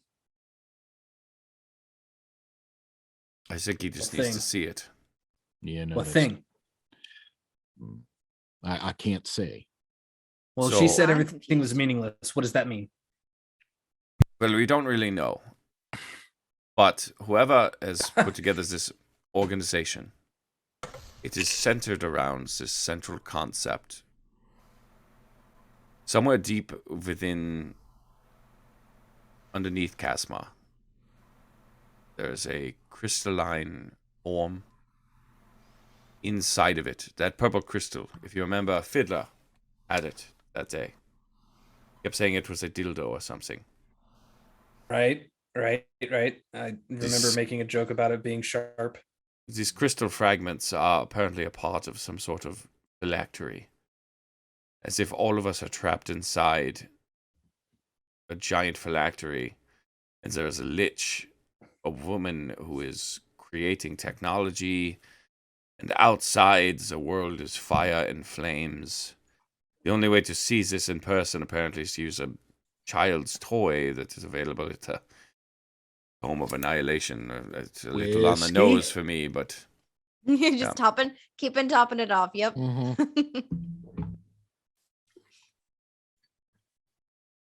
So there's a very real chance we're all dead and trapped inside construct. Or figment of an imagination. Well, yes. A fever dream of some great arcane being. I don't understand all that. Yeah, me neither. It's why I didn't want to get into it, to be perfectly honest with you. It's better if you just see it for yourself. Maybe. Where's Harold and Pip? They had to run to the hospital, apparently. Young Randall was in a bit of an accident, a minor accident. But I am the only one. I really hope he's not trying to explain all the complicated bits of this by himself. I know, right? So weird. Everything was so strange. Well, so we can take you there. I don't feel right not bringing you in because of everything you've done for us and the money thing. How often are you expected to report back to this organization? I think it was like a month. Every month, yeah. Once a month. If we're not God damn it. We've been tasked with observing an art exhibit. Yes, I don't know. They have this whole credit system. It's very strange. Tell you what. He puts his hand on the table. I believe you. I believe what you're saying is true because I try and believe everything until proven untrue. Before you take me there, as Max so eloquently put it, I have a few things I'd like to do first. Oh, you should definitely prepare yourself. Yeah. Because if you don't like it, and you can't undo it. And well, there's two paths. You either get the thingy or you get the other thingy. Well, I'm wondering if I shouldn't be on the outside anyway, just so that way we have somebody on the outside. That was my thought as well. Yeah, problem is, Wilhelm may not be able to talk about it again. This may be a fluke. Fuck, you're right. And like bad things happen to people if they talk about it. If they're under the thingy. Can I go with you on this assignment that they've supposedly given you? I don't know. These people have, and I will tell you this, they are unscrupulous in their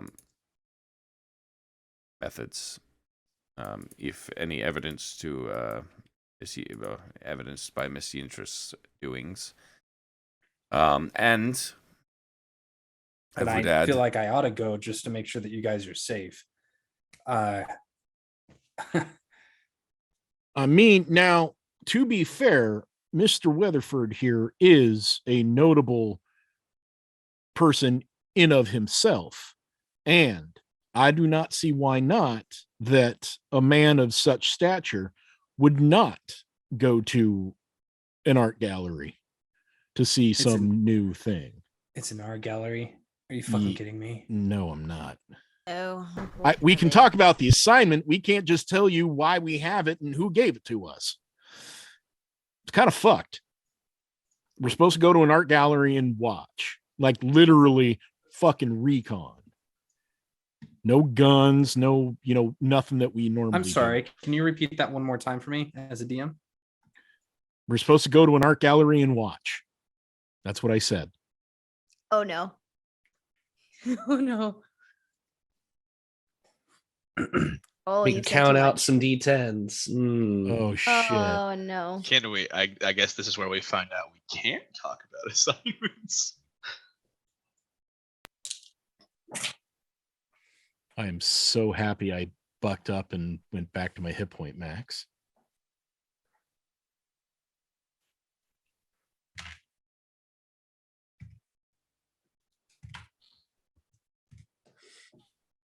Let me get out the calculator. Take 8 points of psychic damage. Jesus! Okay. That's not that Just bad. 8? That's not bad. That's not bad. Oh, super low. That's a horrendously low roll on 5d10. I've also modified the gayest spell of touch for this one. It was like Fair a play. warning. Fair play. It was a warning Yeah, shot. you got close. You're skirting the line of something you can't talk about, son. Mac, you just feel like that, like on the back of your neck, you feel like the base of your neck, where your neck meets your spine, begin to ache. All right. Okay. Check. Ow, fuck. Can't say what we're Mac, perhaps doing. Perhaps we Ow, fuck. Chill out. Anyways, Ugh. yes, we have to go to an art gallery. So this will be nauseous. again. The only thing I will tell you, Mr. Weatherford, is that if you join this organization, at least we can have conversations about it and not have to worry about poor little Mac's head exploding. Yeah, that fucking sucks. Yeah. Tell you what, let's find out when this art gallery is. I'll make a few calls. I think Blue Boy's family's going. Ow. We'll see how this goes. Oh, Errol's Yeah. that makes sense. I'll make a few calls. Let's take a few weeks. Let's wait until after the art gallery is over, and then I'll make my decision. I want to observe kind of how things work before I make a final decision on this one. This artist, by the way, Rutherford, has a particular specialty. That's right. He uses that stuff. It was like, he is especially talented in sculpting with Arwentinian glass. Granite. I'm sorry. Arwentinian granite. Yeah. Granite. Mm-hmm. Right. Let's see. It keeps getting better, my friend. But you're talking about the Woodwards. Yeah, that gallery is not for like 2 weeks. Oh, really? Yeah. Oh, shit. I guess you have a couple weeks to think about it and get affairs in order if it gets too hinky. Yeah. I think that's okay. I think that's so. wise. Let us set up this too, okay? If for whatever reason none of us are able to speak, God, that I know where that portal was, right next to Larry's, right? Yeah, it was like not even a half block down in an alleyway. Okay. One of the entrances to this place is a half a block from here, down an alleyway. Okay. Well, that's comforting. Yes, I know. And again, you just walk through a wall and you're in a tunnel that mind melts you or something. But we need a word. Perhaps a word you will know to meet us here, and we will go, and I will take you. Train car. Train car. Fantastic. That's really good. It's a tunnel. Makes sense to me. Mm-hmm. No, that's really good. So if I am unable to speak on these matters for whatever reason, or you cannot get apparently if we are inside this place, you will not be able to reach us via our stones. That explains why you didn't answer your stone last night. I figured you were just passed out. No, I actually tried to call you from the thingy and apparently didn't work. So if you tried to call us and I tried to call you, that makes sense. So it's completely locked. Now, I wonder if there's a way that people in the thingy that know about the thingy, if the stones work between, I don't know, the magic shit. It could just be that we are out of distance and or it's blocked by whatever. I mean, the arcane work in this place is, again, like nothing you've ever seen. Dragons. I believe you. I Also, wasn't all the red anticipating tape, getting... you just have to fill out the forms and get permission. God, this is a lot. No, this is an awful lot. And what's her name's in it, and she knocked me out and took me. It's fucked up, man. Yeah, no one's had it worse than Mac. To find out Mabel has been lying to him this whole time. Yeah, I'm single now. In her defense, it was apparently she had no option. I don't believe that. Well, I mean, you know it for a fact. I mean, you accidentally just give yourself quite a headache. It's true. You might cut her a little slack, but I don't know how much you're going to get her. Well, I don't know if she willfully went into it or was forced to go into it. If it was willful, then All right, shifting conversation here. Yeah, sorry. Still a little raw. Now we're into the relationship side of things. Maybe you should communicate. I have been telling him this for a long time, but so have I. I even told him that whenever I had eggs and bacon at his house the other day. What else would you have had? Whiskey? You both should go to therapy. Perfect. I did have some. Look, we're over. All right. No, it's done. Nothing's I'm moving her shit out this week. No, done. That's what they all say. And with that, I think we're gonna go to break. I need therapy. Did you not see yourself nearly explode after you spent 5 minutes being calm? All that pent up tension just erupting. Oh dear! I hope Mac and Vix have not been affected by this whole thing. I hope Wilhelm's the only one doing the talking over there. I agree. Yes. Well, thank you guys for tuning in. I hope Mac doesn't think just replacing everyone with Thingy is going to stop him getting zapped.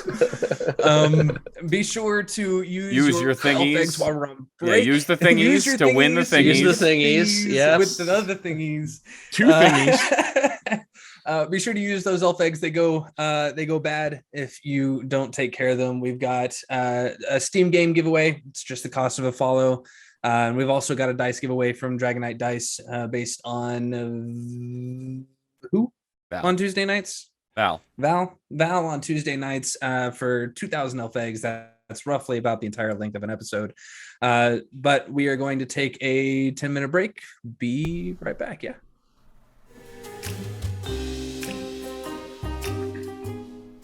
And there we go. We're back. Sorry about that, folks. Extended break there because we had a bit of a computer issue, but I think we are good to go now. Look, the hamster tries as hard as he can. I mean, I was trying to check the specs to see if the bribe game will work on my, and it just, we won't go there. All right. So, welcome back let's do this. I believe during break, Justin said Harold had something he wanted to talk about before we got into our 2 weeks of downtime. I was just finishing up, like seeing if Anita knew anything else about this family gathering or family event that I was allegedly supposed to attend, and just now we kind of know when it is. I just want to get like exact dates and timing and stuff like that, and Okay. And she's very sweet about it and gives you perfect details on it. And she's like, it starts at 7:00 in the evening.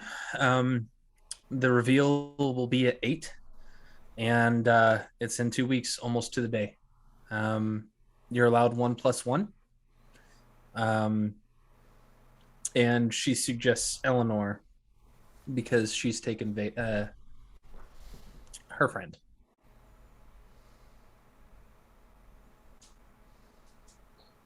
I don't really do the whole, bring a date kind of thing. Well, it's not like you're going to be taking Randall. Well, certainly not while he's racked up like this. And I look over at him like... He just smiles. He's like... Did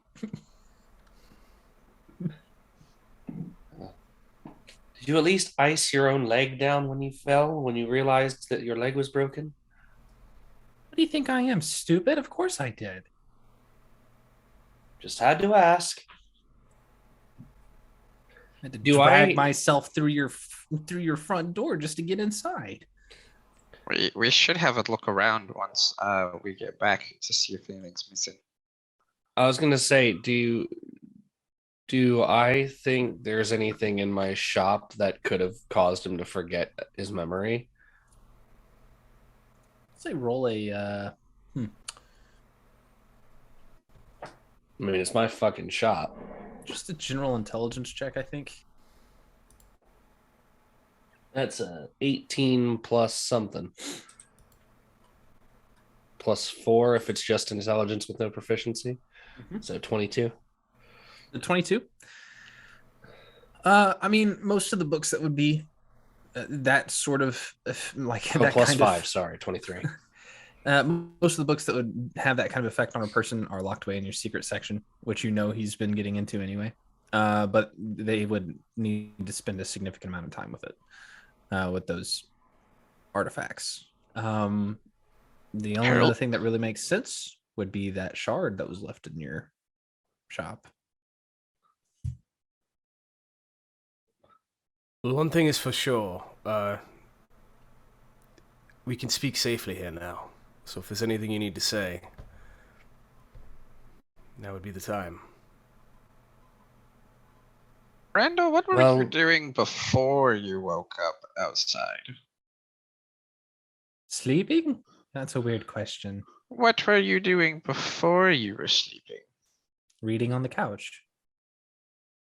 Reading what? I was reading an article about the blue streak. Do I believe him? Roll an insight check. Yeah, I'm getting in on that. That's cocked as shit. That's Jesus Christ. I need a bigger dice. 12. Okay, that's not good. That's a 10 roll. Or 11. Reveal his secrets to me. Reveal your secrets. So close to better. I mean, he's young and it's almost action movie-esque. It's very espionage like. It's a vigilante running around town taking care of crime on behalf of nobody. Called the Blue Streak. I mean, it's exciting. Of course he's probably reading something about the Blue Streak, but then again, I mean, he could have just been reading a book. Okay. He's also kind of a bookworm. Right. Well, snobby about it, but yes.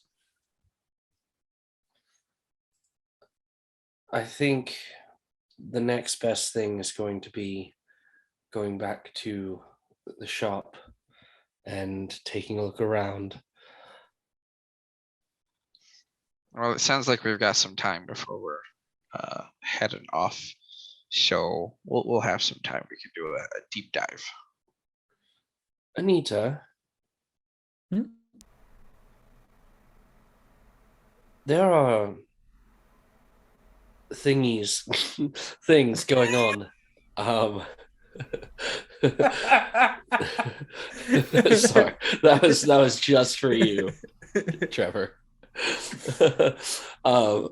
There are things going on, and I can't discuss them now, and I may not be able to discuss them at all, but if there's anyone I know who might be able to help me understand some of it, it's probably you. So we may need to discuss this later as far as my ability to discuss it with you at all. I'm sorry if this is a bit cryptic. I'm working my way around a very difficult subject. Look, I don't need to know. The more I know, the more Mom and Dad will be asking. So it's not.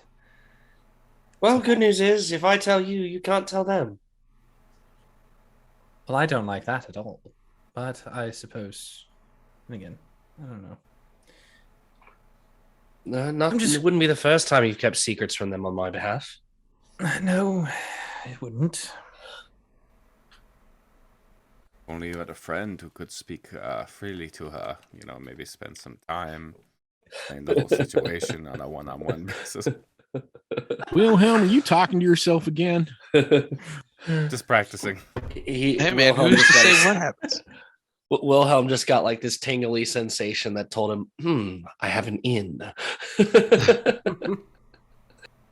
It'll be fine, brother.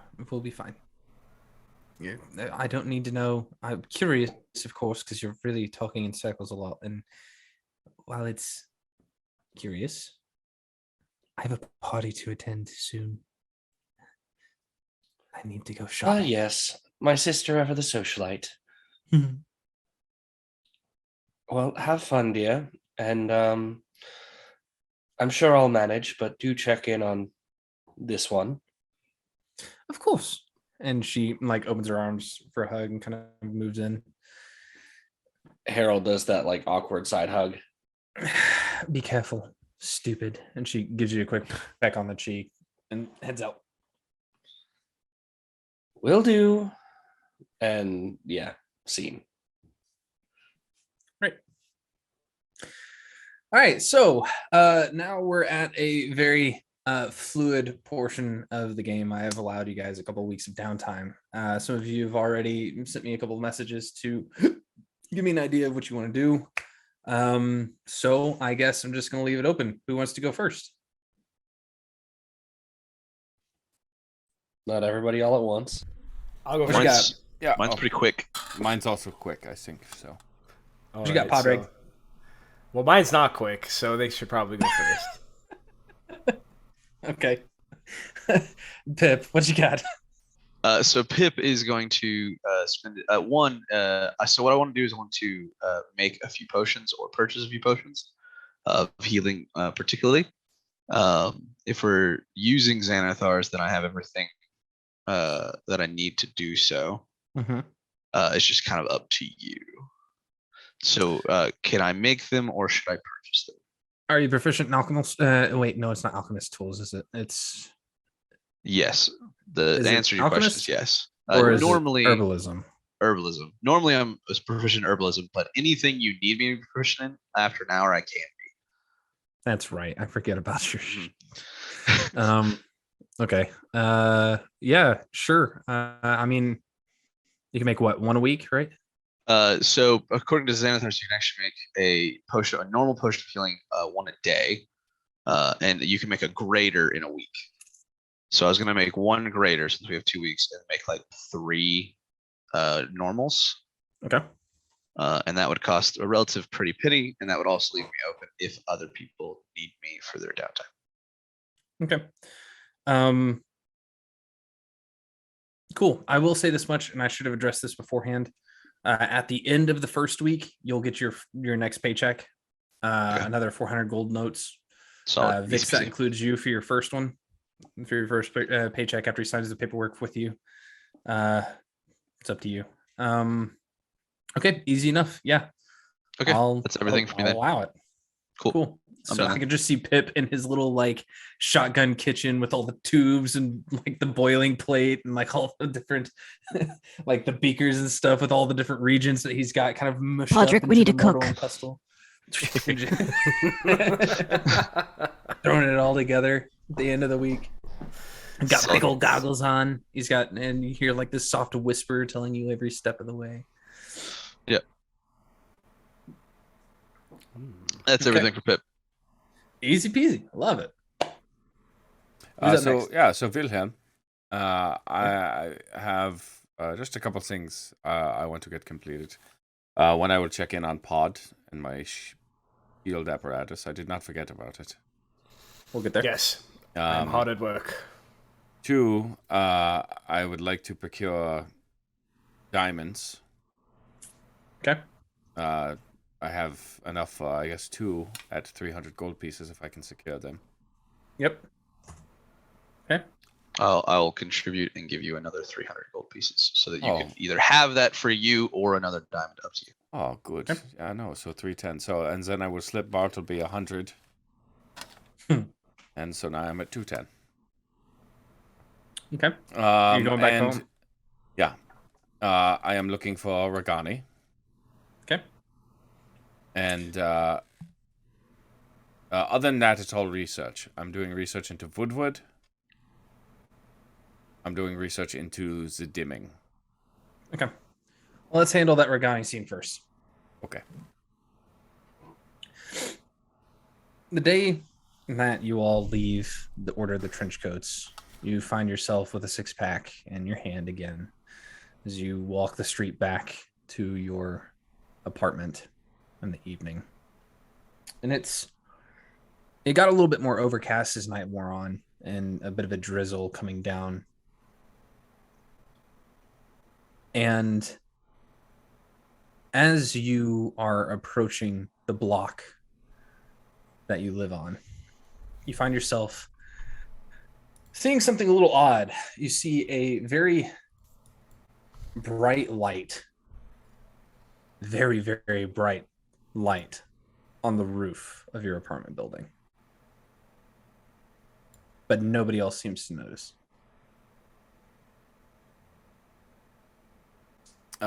Assuming I will casually walk up, I will put the 6-pack in the fridge and then make my way to the roof. Okay. No rush. On the roof, Regani is in a state you haven't seen him in. He is not shirtless for once. He's wearing a button-up shirt that's very nicely fitted tie that's nice and straight. And he's currently holding looks like a spyglass. And he's just looking straight up. And he doesn't even notice you. This massive hulking solar of a figure, dressed nicely, staring at the sky. You didn't perhaps pick that up at the Home of Annihilation, did you? Hey there, Wilhelm. No, I picked this up off the street off of a kid. Ah, yes. Staring into the flames, huh? There are no flames. What are you talking about?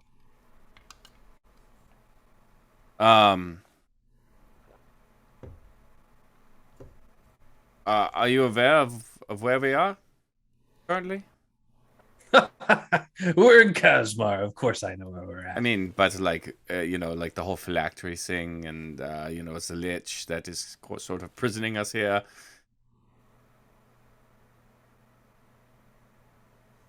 I had a funny feeling, He flicks it around in his fingers very deftly, and it spins into a spear. And he just kind of like leans on it for a second. So who's Irvin?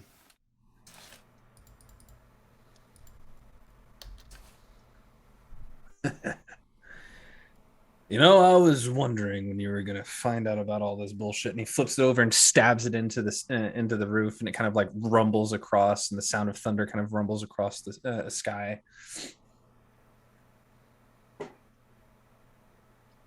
You've been with me most of my life. You have been little better than a burden, but I have supported you, and I have abided you, and I always thought that you meant well and were lost. And to find out now that you knew about all this. You know, it's a lot more complicated than you're making it out to be. Explain it to me. How do you know? How do you know? You tell me how do you know, and I'll tell you what I know. Well, because I'm curious now. And you can see, like, for the first time, flames begin to lick up around his eyes. I don't back down at all, and if anything, I match his intensity. The interest case. Apparently she was a member of a group known as the Trenchcoats, Shaded Lily, if you will. Inadvertently, save Mac and Pip. We were pulled into the organization.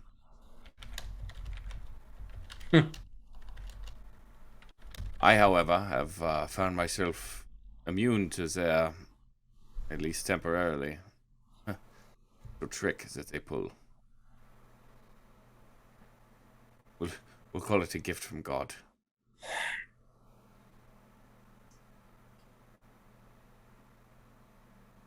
Do you trust them? Trust them? Of course not. Good. I wouldn't either. Shadow organization? What do you take me for? You of all people should know that I don't trust anything that hides from the light. Good. I know. Question is, why should I trust you now?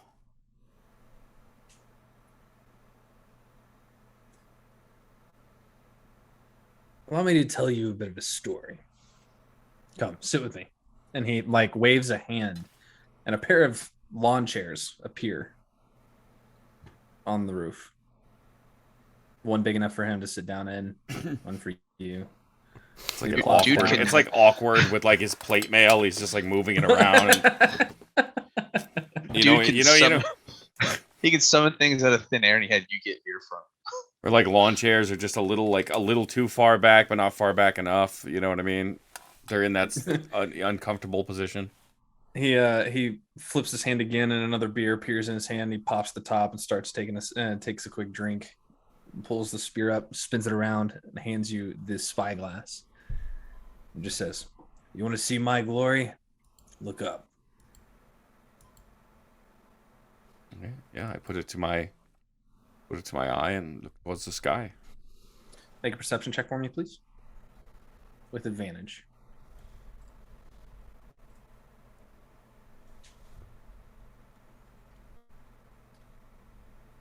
The first one was 19, so 23. So it's a little awkward at first.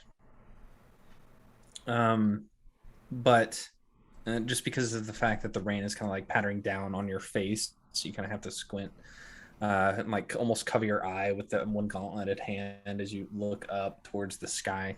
The clouds are non-existent, and you can see for a split second there's this nice star-dappled sky before the entirety of it just kind of fades into this off-filtered purple, and beyond there's nothing but a raging inferno, golden flames.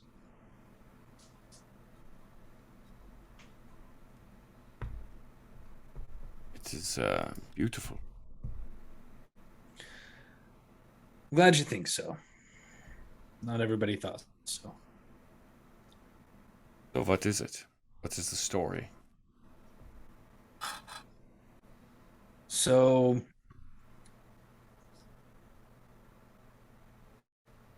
a few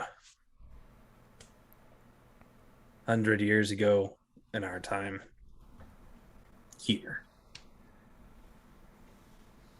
We were not here. We were in the land of Khalisan. Kasmar exists in Khalisan. And I was sent with a goal in mind from Elysium. See, the Dawn Father had a bit of an issue, as did the Raven Queen at the time, with someone who was looking into undeath. You already know some of this, I'm assuming. I've seen her. And yes, sinner. And you can see, like, as he kind of like grips his hand tightly, flames kind of lick around them for a moment as he like gets intensely frustrated, and he just says, I was sent to cleanse the land, get rid of Kasmar, make it nothing but a blip. Get rid of this foul entity that was being born in the city.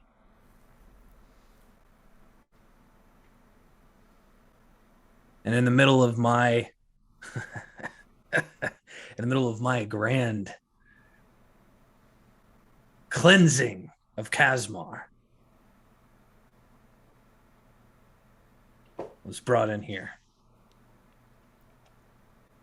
I have no connection to the Dawn Father anymore. I have no connection to the actual material fucking plane.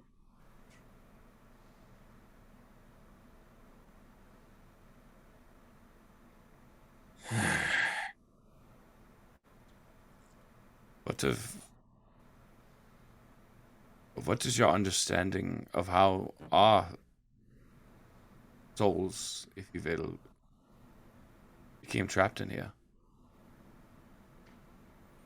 As far as I've known, we have known each other since I was a child.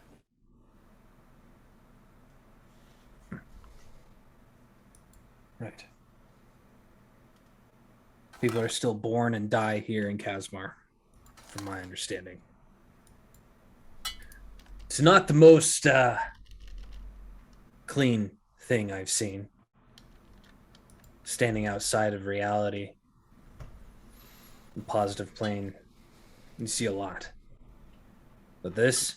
But Karlsgrad, was any of it real? Yeah, it's all real. That's the thing. It's all by her machinations. You are a real soul that lived there. It's more of a reincarnation situation. A rewriting of stories, from what I can tell. Almost a cyclical will of death and rebirth with nothing but purgatory between.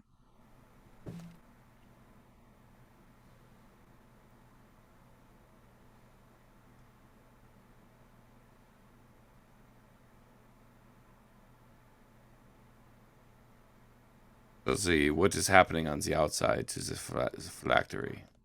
That is your doing. That is your cleansing. Still in effect.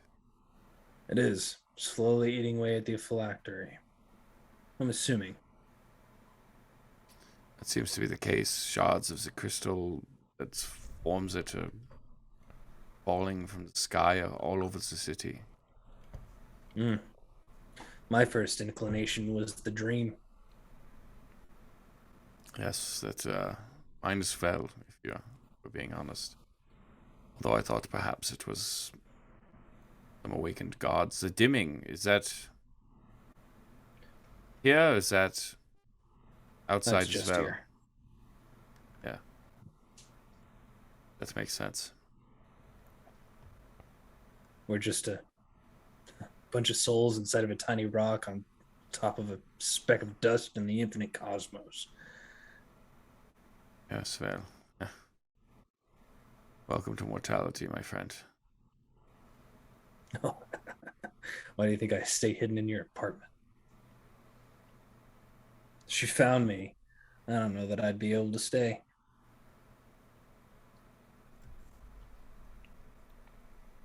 Assuming she doesn't know already.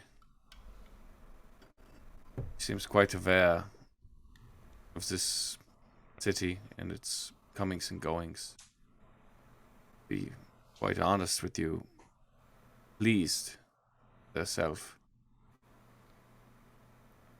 Did you hear the message, Dream? I did. Nice to meet you.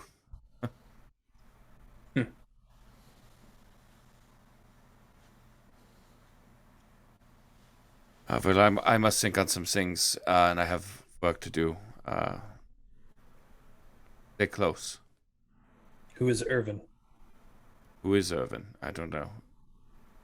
The Shaded Lily are aware of you. But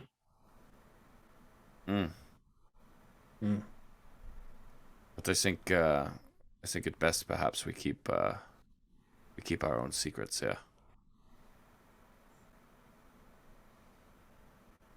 You could very well be the thing that, as far as everyone else is concerned, is ultimately destroying the whole city and this entire existence. So, I will say, the fact that there is still some semblance of reincarnation and resurgence, nice, clean life here. I've been watching for hundreds of years, even beyond your time. It's better than it could have been. You could have all been consigned to darkness. And this is, and he looks at his skin that's just barely glowing in the grayscale light. This is just shy of that. How am I supposed to bring glory? How am I supposed to be at the height of my glory? My flames barely even reach a few inches off my skin. Well, I think that is perhaps a question for the Dawn Father. I never believed it was your glory that you were supposed to be parading around.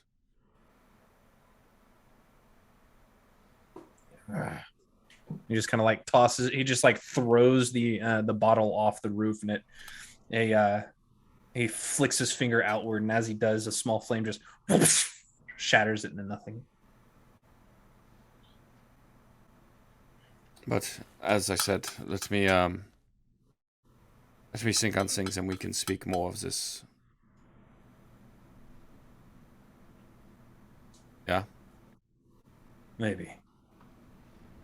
One thing's for sure. Shaded Lily are up to something. I will get to the bottom of it. What we do about our friend / jailer, that is for you and me to figure out. For what it's worth, Wilhelm, I apologize for not being illuminating on the situation. I just found it pointless after the first 5 or 6 of you to go. 5 or 6 of me? Not you particularly, but the others that I've hosted, guided.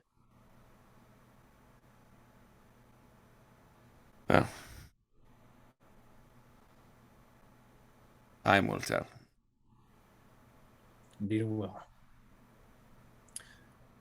Now then, did you bring me some yes, some it's more downstairs. It is in the fridge. He claps your shoulder with that massive hand and stands up, and his chair dissipates in the flames. He says, "It's good, because I need up a good after yourself, will you?" Yeah. He may be watching. You're funny. And I think that'll do it for Wilhelm. You said you were going to do some research, though. On Woodward, yeah. But I guess I don't need the dimming anymore.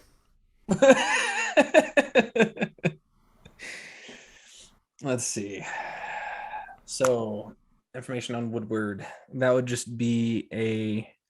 Are you going to go back to the Shaded Lilies, to the Order of the Trenchcoats, to get that book that was promised you? On Woodward? On Arwentinian Granite. Oh, on Arwentinian Granite. Mm-hmm. No. Okay. Then I don't want to risk the tunnel again until the last possible minute. So I will, whatever research I will do at Harold's. Okay, then we'll call it an investigation check.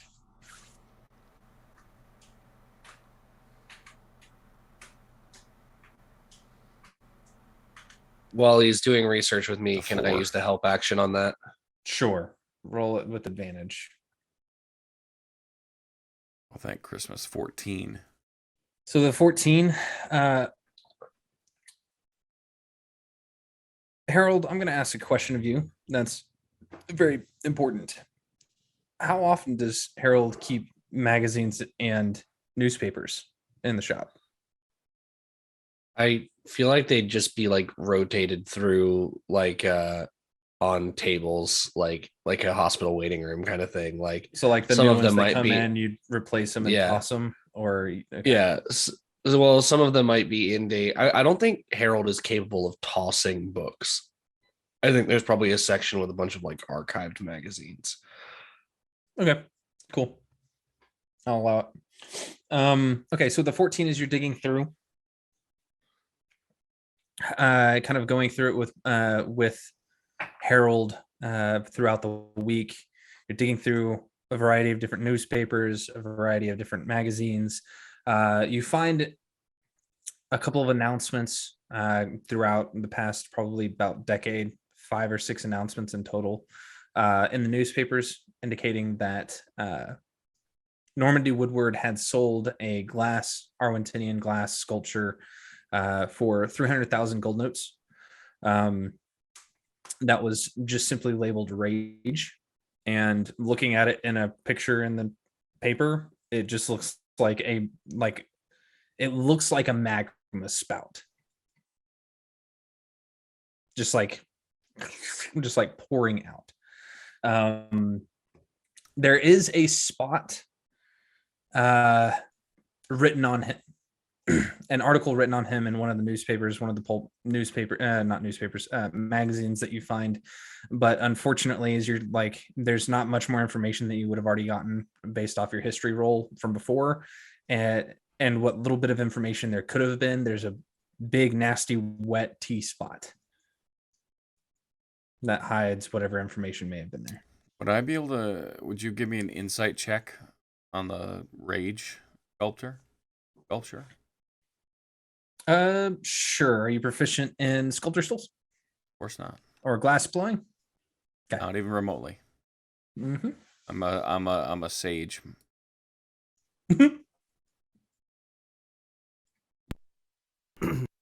Excuse me.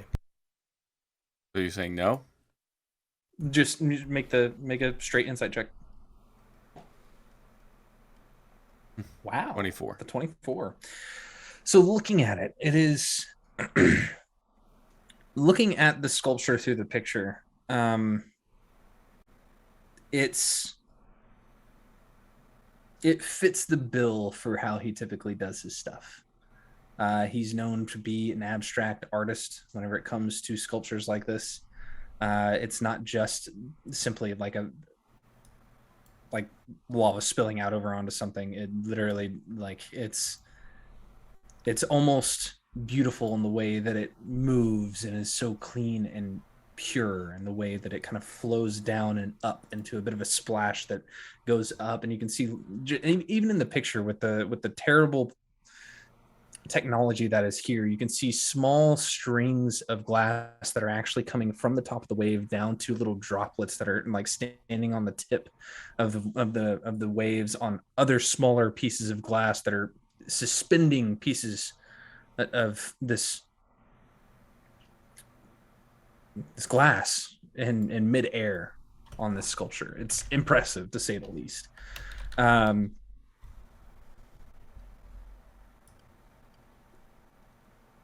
And there is a point in saying that there is a certain finesse in rage properly handled. And I know what you're looking for, and you don't find it. Okay. Thank you. Mm-hmm. Who's next? Something short and sweet. Like real short. What you got? I don't even need any role playing interaction, I don't think. Over the course of the 2 weeks, it's just like this scene inside Vix's house where it is becoming increasingly more chaotic and disgusting. And there is forming like this red string conspiracy theory board, just Charlie Day, just, theme in the background. She is becoming completely unhinged, just like focused on what the fuck is going on with this portal world. Is anything even real? Does it even fucking matter? I don't know. Lots of whiskey bottles. And closer to the end of the 2 weeks, she looks at her watch with her messages, and there's like 15 missed messages from her work that she's been ignoring. And I think the end of the scene is just her scrawling 1, 2, 3, 4, 5 notes. Actually, no, just 1 note, because she doesn't know y'all's addresses, but she does know Weatherford's address. She writes 1 note to Weatherford just saying, "Hey, it's me. Tell the lads that I will be in the you-know-which, because I can't fucking do this anymore. But I'll be there. Toodaloo." In the train car. Train car. Yes. But not now. Just just in the future. Just train car. And licks the envelope, mails it up to Weatherford, and she picks up her hat, puts it on her head, and walks off. Well, it's been great having you on the show, Adelaide. See ya. Bye. No, we have plans. We have very full. Yeah, we're good. So long. You can't get rid of me. I'm here forever. So, thank you. Oh, Vix will be around. Who's up more next? like it's more like once you spent a little time at Neg 2, you get that stink of like big fail energy on you, and it just now you can't wash it off. That's the problem. You have to stick around. I believe Padre. They keep telling me that they have something to clean it off with, and I just haven't seen any proof of it yet. Oh, we're worse than garlic. Yeah. All right. You have to burn it in righteous fire. We're worse than garlic. Jesus. What you got, Padre? So there's two possible versions of a shield that I can make, and these are the 2 things that we were discussing. One is like a grenade that I throw, explodes, and instead of turning into shrapnel, it turns into a shield that goes onto your arm. Okay. Crazy. I don't know if it would work. The other is a little bit more simple. Probably makes more sense too. Bracers that project light, that is hardened light, and that can deflect blows. And I feel like that's more Wilhelm's style anyway. Okay. So, are you gonna do that in your own shop? Or are you gonna do that down in the new shop? I'm gonna do it all in the new shop. My shop is it's all dust and no way, old broken coffee makers. Speaking of which, are you gonna get a new gym and make a new flimsy? I don't know. I think I will. I know that we have Gertz now, but What does Gertz do in his downtime? I'm not Gert sure. Hangs out. Gert hangs out. We spend the next hour role playing what Gertz does in his downtime. Please. That sounds more interesting than what I'm doing, but I am going to try to start with the bracers. Let's try to do the bracers first. Okay, so the bracers, I'm going to say that you're trying to create something akin to bracers of defense. Yeah? Does that seem... well, it's actually like summoning a shield. Like I want or to like literally making a shield. Okay. Yes, like making a shield. If we could make it so that it's Braces of defense are +2. Okay, I'll say make a Tinker's Tools check with advantage because you're gonna have help from Tracy because she thinks it's fucking cool. Okay. All right, here we go then.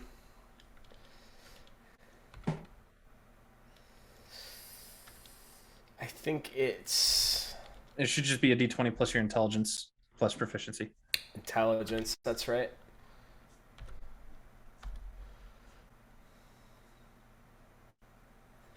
Rolled again. A 9. Oh, you said that I had advantage? Mm-hmm. I did not hear that. I am happy.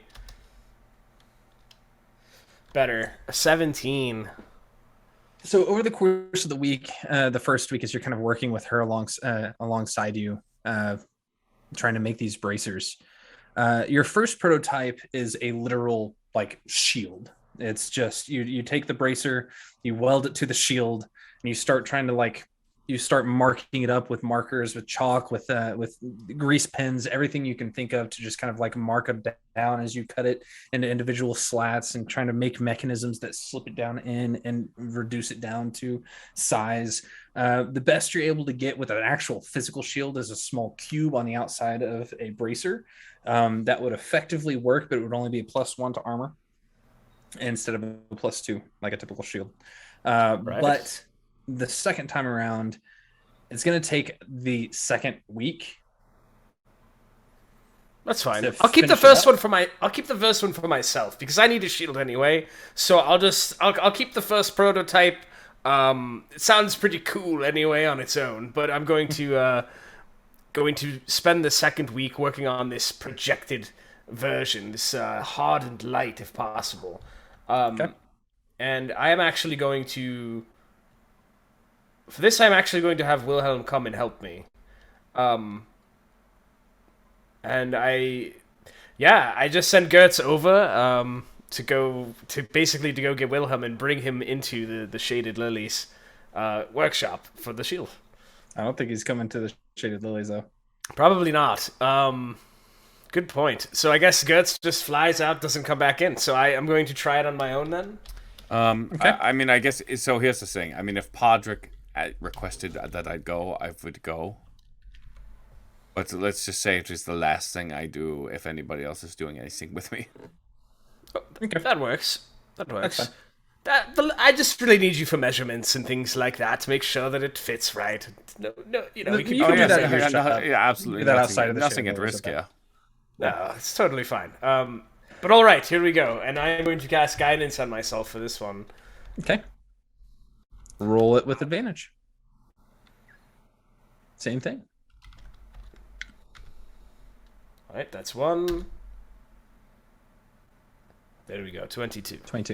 Okay, so as you were working with it, about halfway through the week, after you get the measurements from him, instead of actually making like a hard light projection, you think about him as a whole for a moment and kind of like pay attention to how he's working, and you kind of go, wait, no, I'm thinking way too hard about this one.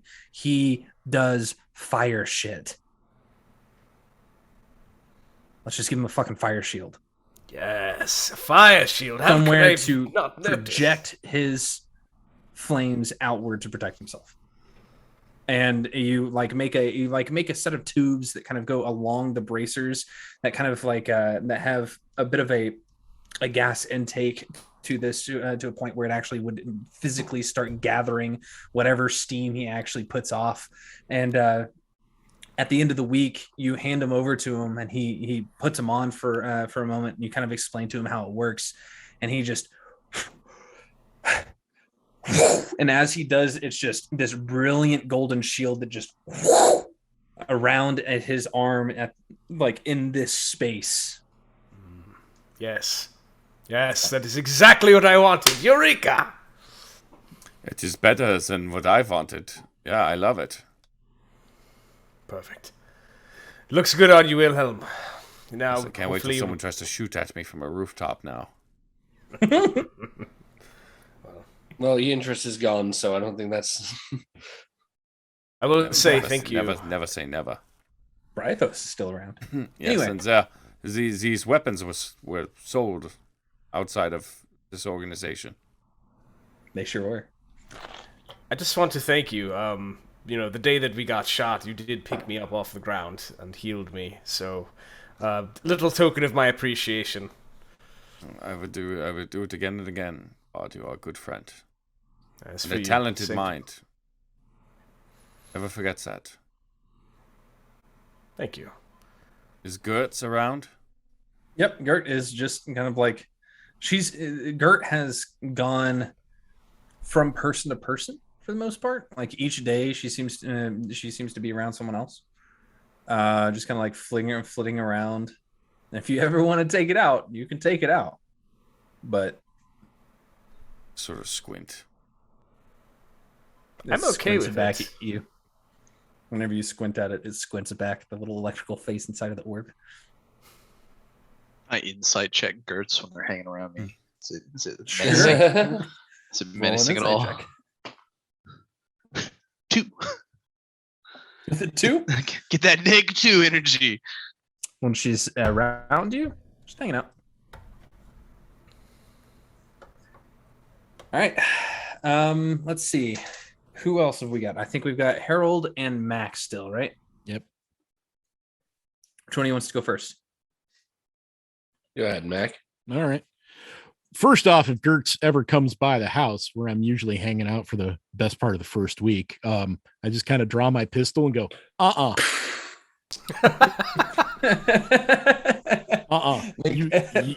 You go play with someone else. Make an intimidation check.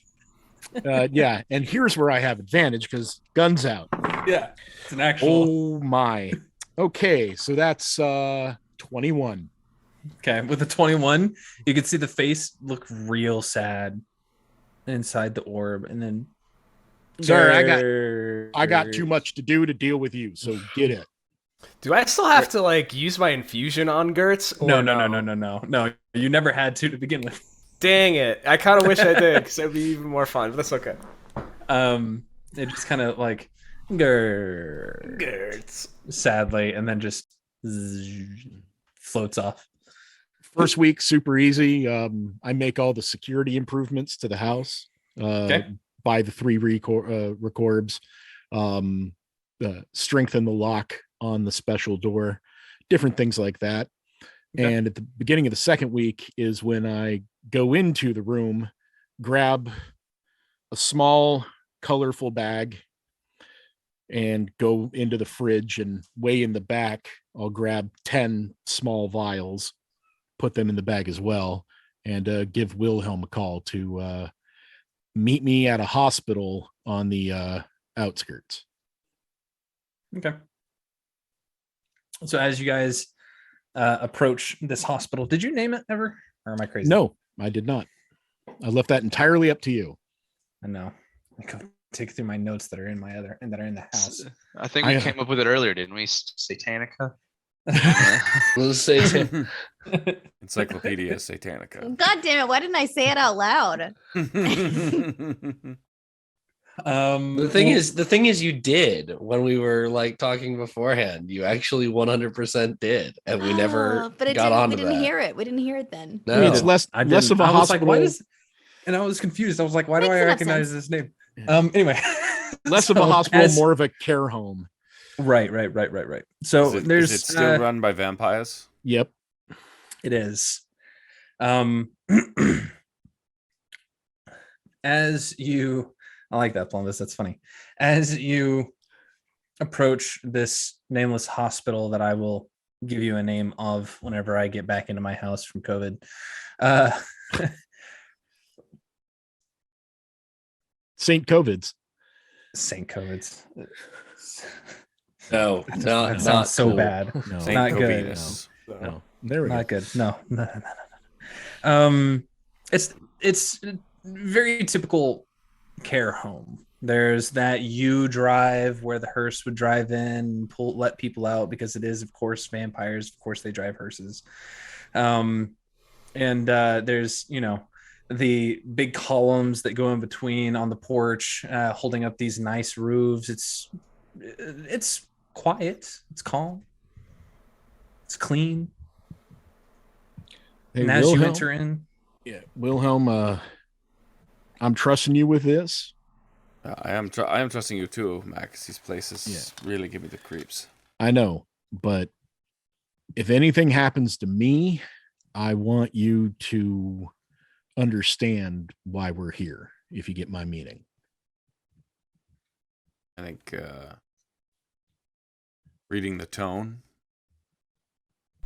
Yeah, yes, of course. Just whatever. What is it? You'll see. Yeah, go ahead and walk into the front desk.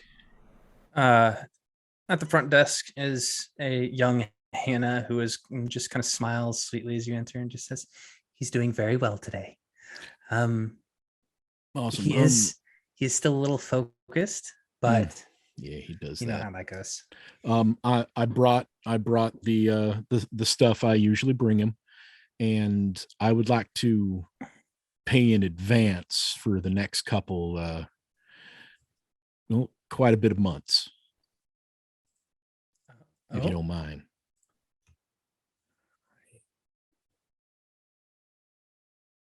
So takes out the 10 vials of blood and sets them on the counter and 500 gold notes.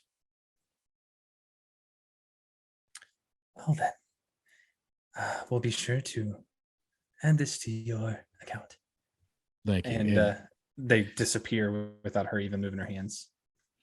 And one other thing, I would like all visitations, all names, all peoples who are not myself and my friend Wilhelm here to be stricken from the records, and no visitations, just myself and Wilhelm. Of course, other than the staff and all here, but no one else. And I mean no one. She quickly takes down the note. Understood. That's Vice Cruz. Two S's. K. Vice Cruz. Got it. And then the Z. Yeah, the Z at the end. I know he's a little focused. She doesn't have to take my blood, does she? No. You'll be just fine. It would probably burn you. Yeah, and he has free reign to visit, even without me being here. So, is it okay if we see him? I brought him some stuff. Absolutely. Thank you. Let me get the nurse. And she just like disappears from view. It always gives me the creeps. The hall is quiet. And a few moments later, you can hear the clacking of heels against the cold floor. As you can see, a taller, pale woman in a nurse's outfit come up and just say, "Oh, it's Mac. How are you doing?" Not too bad, Mrs. I just haven't been here for a while, and I just wanted to bring him his. Well, it's very okay. It's very okay. We'll be just fine. Follow me. And Okay. she just kind of like starts making her way down the hallway. He has been very focused on a lot of things, particularly his arts and crafts as per normal. Though I will say he's been doing very strange things with it. He's been making less and less of you and more and less of the implements that you involve, and it's more the dream face that we've all had. He's been very focused on her. Yeah, I could see that. Yeah, that was a little odd for a lot of people. And I know he's older, but I could see how he could attach himself to an idea of a young lady. Mm-hmm. Indeed, we've been having to take very special care of him with this one.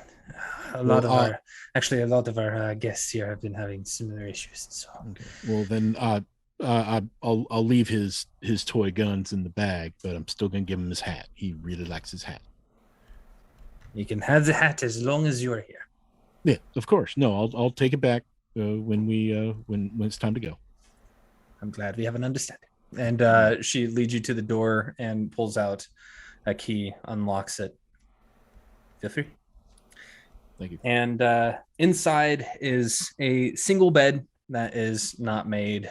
There's a chair in a corner with a big window that has the blinds kind of open, but the window is stained glass over the top of a mural of a bright sun that's just kind of like brilliant colors, beautiful display. On the windowsill, there are a few little woodworked statuettes that you can see along the edge, like kind of stacked along the side of the windowsill. And standing by the window is a younger than Mac Minotaur. His horns are a little bit smaller.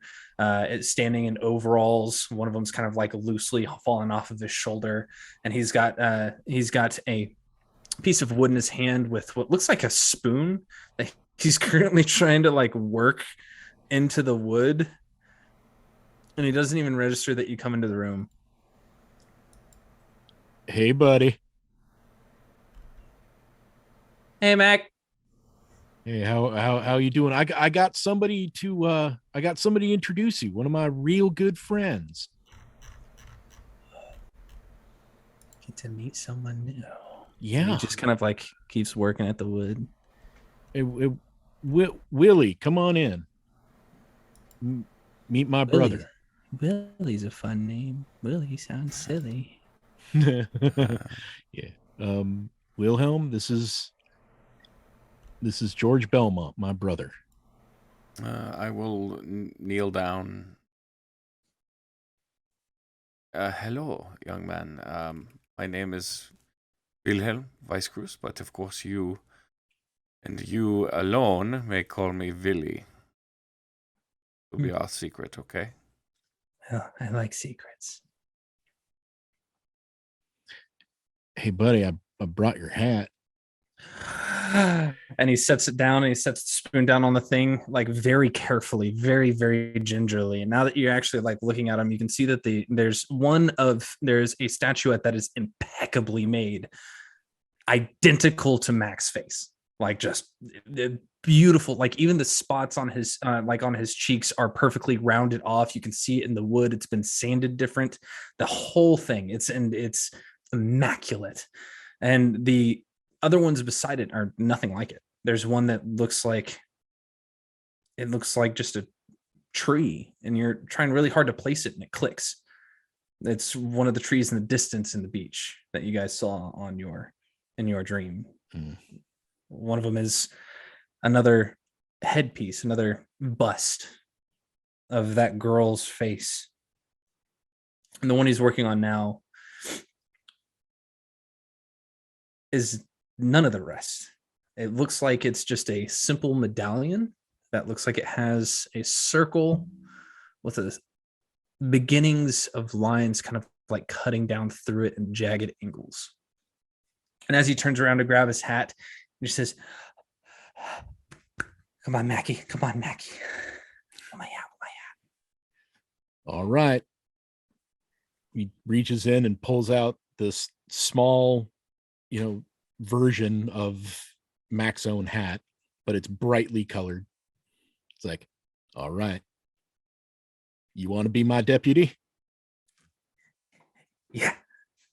All right. Here you go, deputy. I'm deputizing you, and you are going to be my wingman. He puts on the hat, and he just like cheer, like you can hear him like snort cheer and happiness. And he just kind of like runs around the room. He's like just saying like, I'm deputized, like the entire time. Now, I know I haven't been coming by and you haven't seen me much, but I just wanted to come here and give you the hat. So you can be my buddy right now. And I wanted to introduce you to Willie, because if I can't come by, he's going to come by too. And he'll bring the hat, and he'll be your friend as well. He leans in close. Is he a deputy too? Oh yeah. He's been working with your brother for a good long time. And he just kind of like finally he looks at you, Wilhelm, and he is studying you like it's nobody's business. Like he's just looking you up and down, top to bottom, getting every detail in. Yeah, and I will tip an imaginary hat like this. You could even say we are partners. Can indeed. Now, he doesn't get a hat because he doesn't have our cool horns to keep it on there. Right. It's a shame. Did you guys meet Allie? We had one night, I had a dream of that girl right there in that tree. We did meet Allie. Was she nice to you? Oh, she's real nice. She's a real nice one. She's really nice. Does she talk to you a lot? Sometimes. She's real nice. She ever tell you secrets? I know you love secrets. He kind of looks around like he's looking for someone for a Remember, moment. you cannot lie to me and your brother via the law. And as a deputy, it's your job to report this. We are working on an investigation. You will be critical in this. But I'm not supposed to talk about Ervin. I've actually heard of Irvin. He's really nice too. He's scary looking at first, but he's really nice. What do you mean scary looking? There's like weird marks on his face and he's blue. It's kind of We have a friend who is blue. But he's not very scary. Not at all. I like her earmuffs though. Her earmuffs are cool. I want some of her earmuffs. They are cool, aren't they? I can get you some. I think I saw some, Mac. They don't have the cool lightning bolt, but I think I'm pretty sure we can get some with and the he goes lightning over bolt. to the medallion and he like kind of shows it to you and he's like, I'm making it. I'm making one. I'm making one. See, I'm making one. You're making the lightning thing? Mm-hmm. All right. You know what? You could help the investigation a whole lot, Georgie. If I know you have so many pictures that come into your head. If you can, anytime something new pops in, if you can draw it or carve it like you do, I'll make sure that they bring you all the paper, all the wax pens, everything that you can use.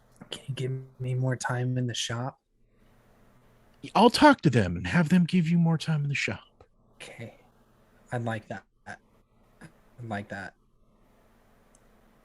And you know what? I'm even going to talk to them, and maybe, just maybe, in a week or so, if I come on back, maybe they'll let you keep the hat. But you got to promise not to arrest anybody, because that's why I had to take it away in the first place. But that's half the fun. I know. I want to arrest. Can I arrest someone, please? I want to arrest someone. You have to be undercover. And he like goes over to his bed and he picks it up and he pulls out a set of wooden manacles that he's carved. He says, I know, buddy. But the thing is, remember, you and me, we're the bull stuck. You mess with us, you get the horns. Yeah. You're so much stronger than everybody. He turns to Wilhelm and he says, Willie, you're under arrest. Well, it's going to be the first time. Well, can you do this maybe, Georgie? What we really need now, someone working undercover, someone especially like yourself, who's so perceptive. That's a good idea. I know you like secrets. This is a very secretive mission. Mm-hmm. Yeah, it's a word called reconnaissance. That means you watch and you listen. You write down and carve and color things that you see. Like a stakeout. Yeah. So anytime you get them thoughts in your head, it's like a stakeout, like you're letting them in so they can tell you everything and you get it all down. And what we'll do is we'll make a secret drop off that you can put it in and slide it under your door, and it'll get to me. And then we'll crack this case together. Yeah. But now the thing about being undercover is you can't tell anybody that you're a policeman. Because you got to blend in and be like everybody else. They already know I'm a policeman. I know, but remember, without the hat, you can blend in. You can be anything. Yeah. He takes the hat off. Wait, Wilhelm, where did our partner go? I don't know. I thought we were just here with your brother, our partner, our deputy, but I don't. No, I just it back on. There he is. See, George, when you take that off, you're just Georgie, and you can go anywhere and blend in. When you put that on, everyone's like, that is Investigator Georgie. I want to keep it. I'll see, but remember, it's the whole arresting thing. He kind of like dangles the wooden manacles at his side. Just kind of. Now, Georgie, I do not fault you because I have to often remind your brother of this. But being a policeman isn't just about arresting people. We are here to help people. We do not need a hat or manacles. Should be helping. That's what Mackie did. He used to shoot people and arrest them and bring them in. Yeah, sure. That's the cool stories. But he's also a big, strong man. I've seen him help many people. And honestly, I couldn't bring all those people in and shoot all those bad guys and all that if I didn't have somebody out there getting me the information. See, I'm just one part of a pair. I need somebody getting me the info so I can go find that bad guy. You can see his attention starting to wane. One last thing, Georgie, Mag, if you don't mind, can I share a secret with him? Yeah, absolutely. Okay, this is just between us. Okay, Georgie? Okay. So, like I said, being a policeman, it is important. It's good to help people, yeah. In particular, our friend Ali. See, I think Ali is in trouble. Me too. Yeah. And Irvin too. And Irvin, yes, they are in trouble. Mm-hmm. They need our help. I'm trying to work with your brother to figure out how to help them. So anything you can tell me would be helping Ali. So keep your eyes open, Deputy.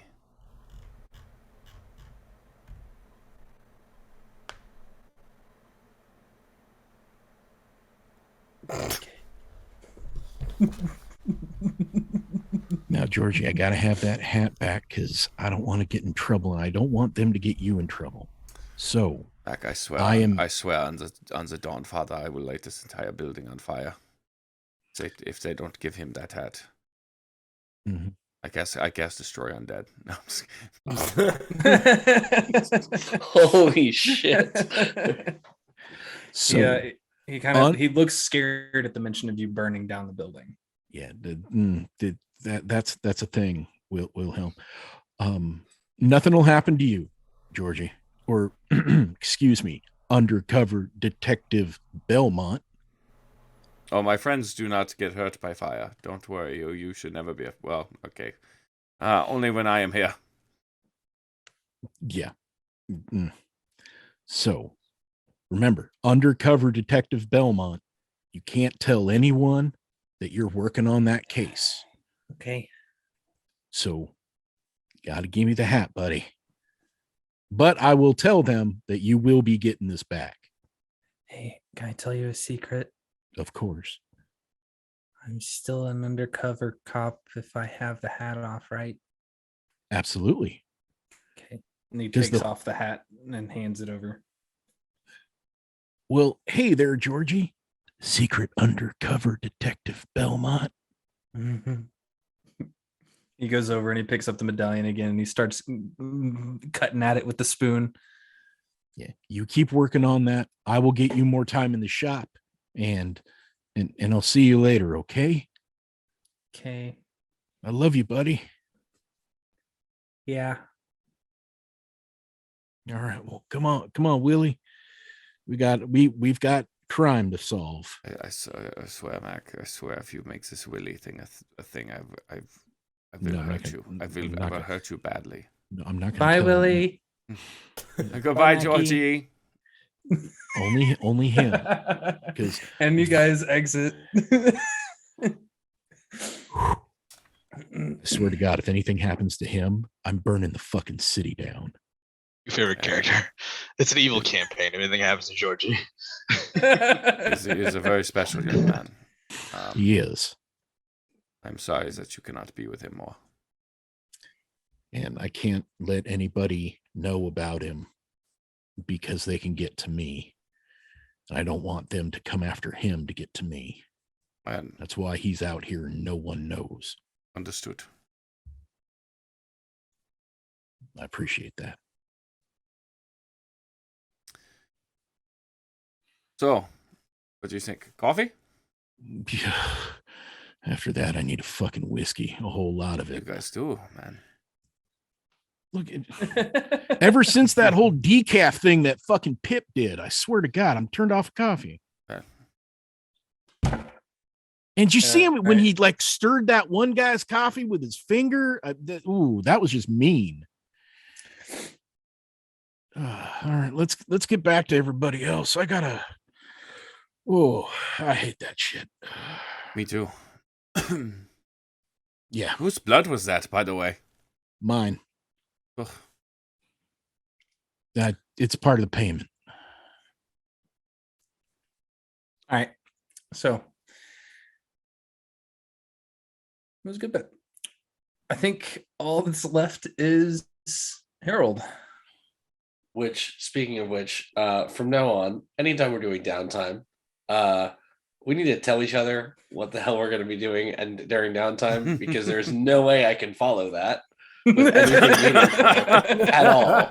Like, that should have been the end of the episode right there. It's all right. I got something special for the end of the episode still. Deputized. I'm very popular. Deputized. Do you want to hang out with Wilhelm as well? I'm so popular tonight. No, it's Willie now. We already hung out with Willie. Willie. You're so funny. I swear to fuck. We got downtime Willie. There's Willem, but downtime Willie. Downtime Willie. It's downtown Willie to you. Oh man. Set us our downtimes for now. From now into the future, we just grab Wilhelm and take them to everybody. Just says what they want to do, and then let Georgie call Wilhelm Willie for 20 minutes. If I go evil, that'll be my name. Willie Vice. Willie Vice. Willie Vice. Stay tuned for Kasmar 1980s version. Stick around for another couple hours. Willie Vice. I'm going. If he's going Willie Vice, I'm going Harold Hill's cop.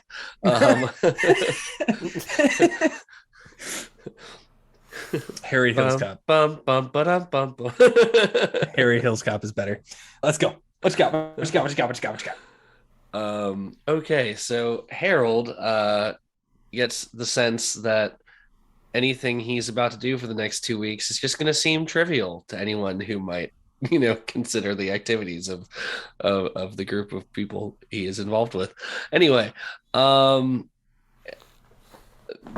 definitely want to grab one of my more fighty friends, perhaps Podrick, since he was at the hospital with me, to go back to the bookshop, because I hadn't been back, and do a little investigating and see if something's wrong something's misplaced, out of place.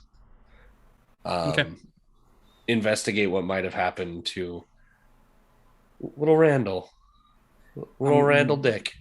I'm not gonna make you roll for that one because it's pretty apparent. Nothing happened in this shop. There's nothing out of place. The only thing that's different from your day to day is that shard. Could I bug it? You're busy. Oh, that's right. I'm sorry. Yes, sorry. The shard. So the shard's there though. Yeah. It didn't go anywhere. And if you're gonna stay with it if you're gonna sleep there with it in the house, we need to have a conversation after this. Curious. Very curious. I think rather than stay there with it, I would bring it in, knowing that it's having had the conversation of like these things keep popping up everywhere, blah blah blah. Because I would remember Fiddler having issues with his memory that I would have just equated to drug use, but if being around this thing while sleeping is keeping people from remembering what the fuck is going on, then I would relate it to that too. Kind of little reverse engineer the logic there. Okay. Mark down 5 merits for yourself somewhere. Ooh. And then the rest of the downtime would likely be just Harold looking into ways to try and find a way to track down these crystals, knowing that I can't just, it's not as simple as a divination spell. It's got to be a little more subtle. Like Harold kind of wants to look into what it would be like to make like a Geiger counter, but for the crystals. So like while he still has it in his possession, and maybe take it over to the B&B folks and be like, is there any way to kind of track this energy? Is there any way to like, yeah. Okay. So if that's how you're wanting to shoot this shot, I will say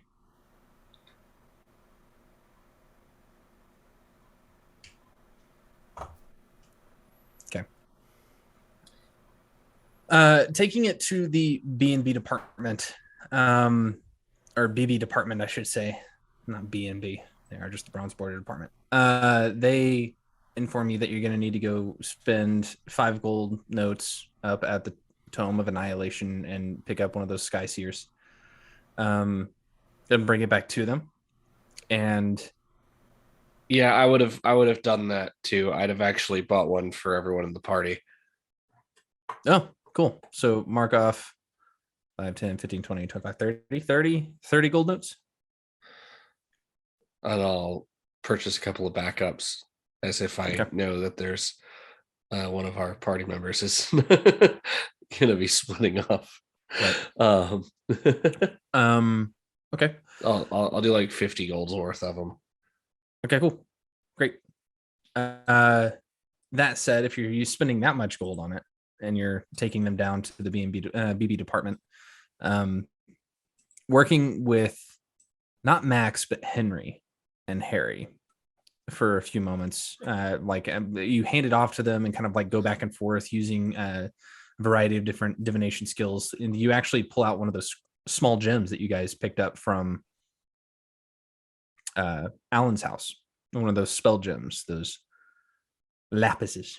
And after I'll just give it to you. After about 2 weeks of working with them on it, or like a week and a half ish, you have effectively, not necessarily a Geiger counter, but if you were to pull that up, like you found that if you pull it up to your eye and you look through it and you still cast, like go through the somatic components and the verbal components of or whatever the components are. I can't think of what they are off the top of my head. Of detect object or locate object. There you go.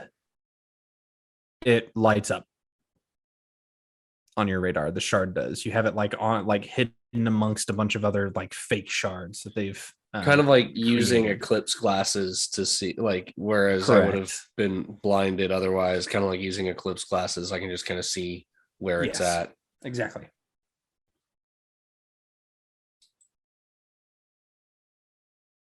But it'll take a full week and a half to make one.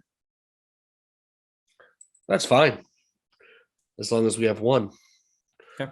And I would kind of talk to the BB folks and be like, obviously, it took us this long to make one of these. Perhaps it would be useful to see if we can mass produce them in any way. The more of best that the more of these shards we find, the more that end up in our hands rather than that of others. Henry, the large kind of grayish orc, just kind of nods his hair up in a man bun and just says, yeah, probably. I'll talk to Malik about it and see what we can do. Maybe talk to got a few people we talked to about that. I think it's a good idea. That's useful. And then any remaining kind of in between times, Harold's just in the shop and checking on Randall and all that kind of stuff. Okay. I mean, the shop, he's still able to operate it sort of with a broken leg. He just kind of has to hobble around from time to time to help people out. He's doing fine. Just having a good time. Have I known, I can't remember if we've ever discussed this before. Have I known Randall to show any sort of potential with magic? You have. He has shown potential in handling small bits of prestidigitation from time to time, but it's only been in like severe focus, and he's usually too distracted to focus in too hard. It's gonna take a lot of time for him. Would begin the process of trying to teach him Mage Hand. Okay, great. Love it. Anything else? Just turning Randall into my little arcane trickster rogue. That's all. Yeah, that's actually exactly the thought I was having. Little Veth action here. All right. Fantastic. So, with all our downtimes done, finally comes night of the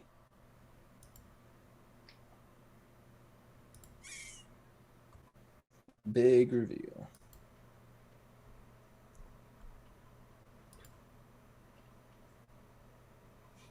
And as everybody kind of goes about their way, getting things ready, we'll discuss more about what those details look like later. Chuck, I will very quickly, I'll just do another wisdom saving throw. Okay. Said with advantage, because it's a charm. Not anymore, because you are not calm emotion. Aha! 26. Still good. Baby.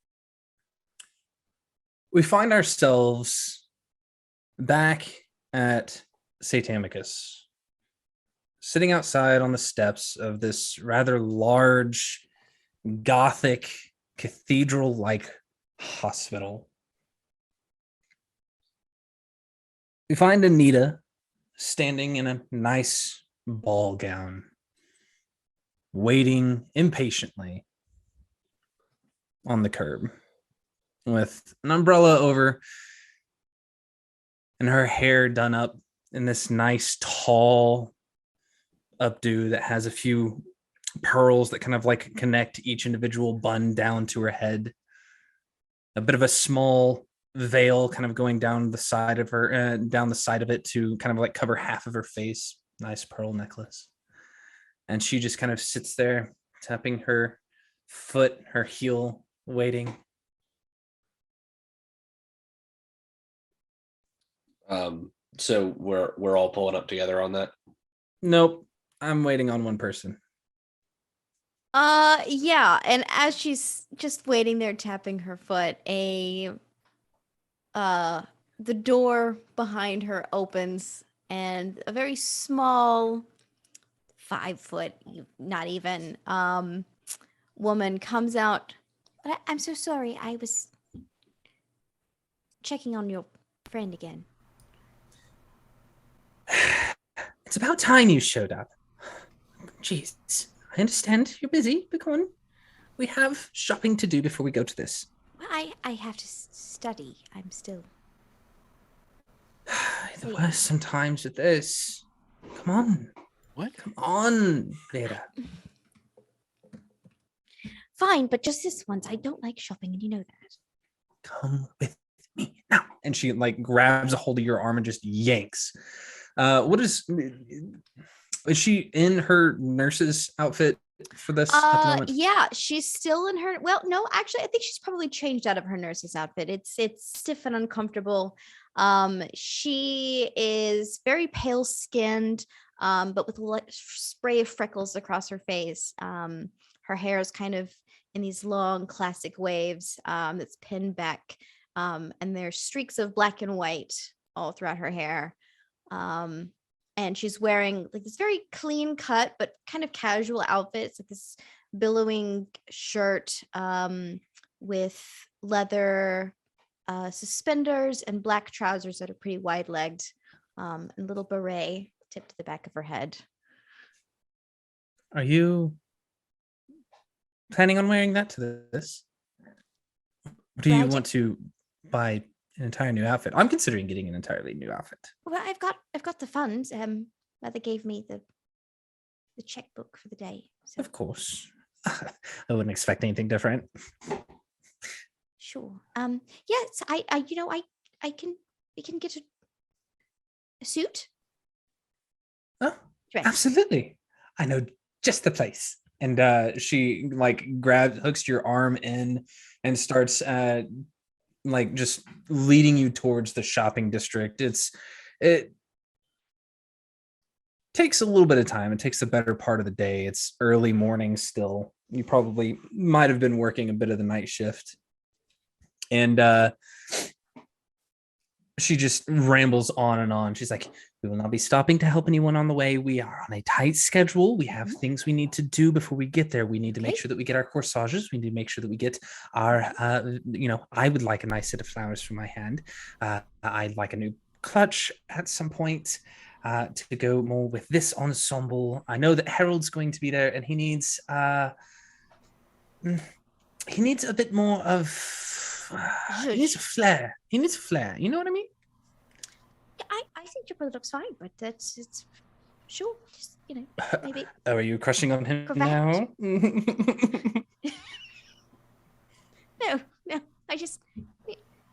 You're always picking on him. I'm not always picking on him. No, you always pick. You pick quite a lot. Always picking on him. And she takes you to a place called the Knobby Knoll, a fairly nice furrier shop, nice leatherworking shop that it's fairly quiet throughout the day. Nice green carpets, big windows out front displaying various different deals.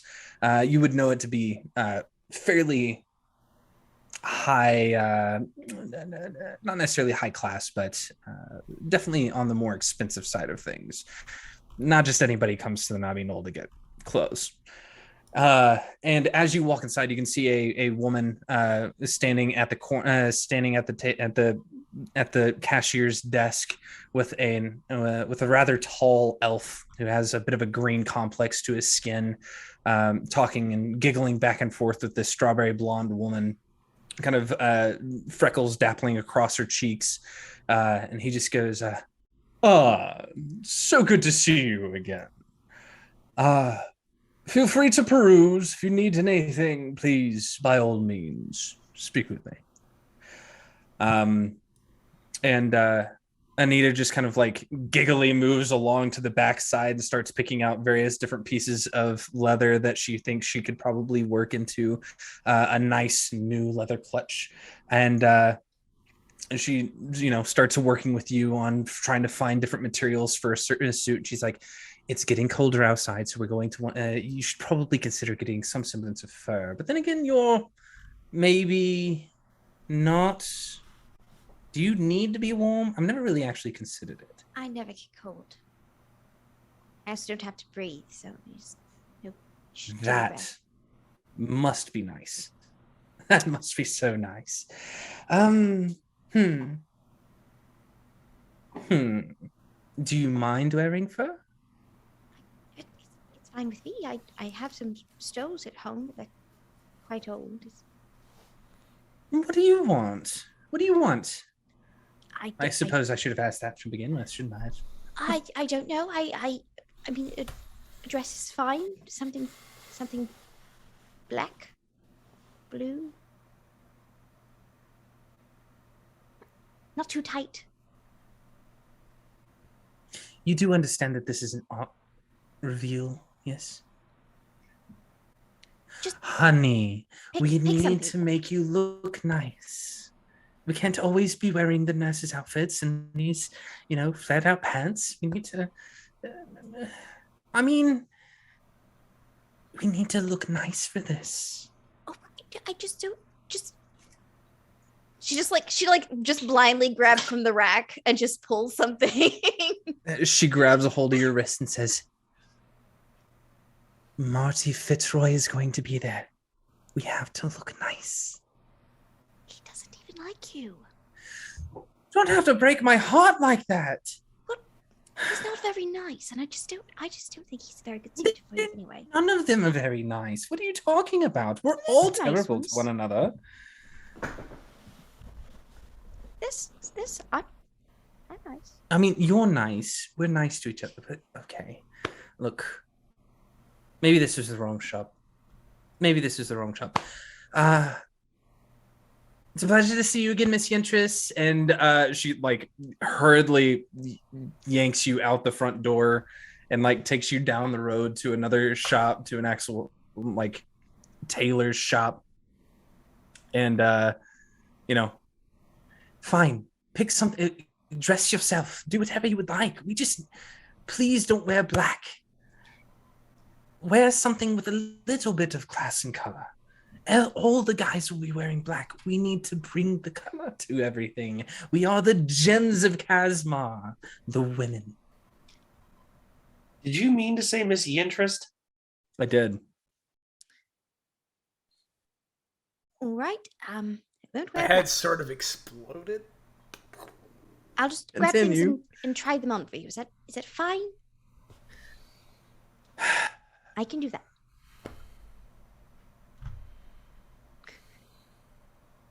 Fine. Try things on. And this goes back and forth for a little while as you find something a little bit more colorful. What do you find that you think that Anita would be amicable to? I think this is gonna be the classic trope of the nerdy girl comes out in a rockin' gown, and she just kind of just strolling through picking a few things, and then comes out in this gold lame gown.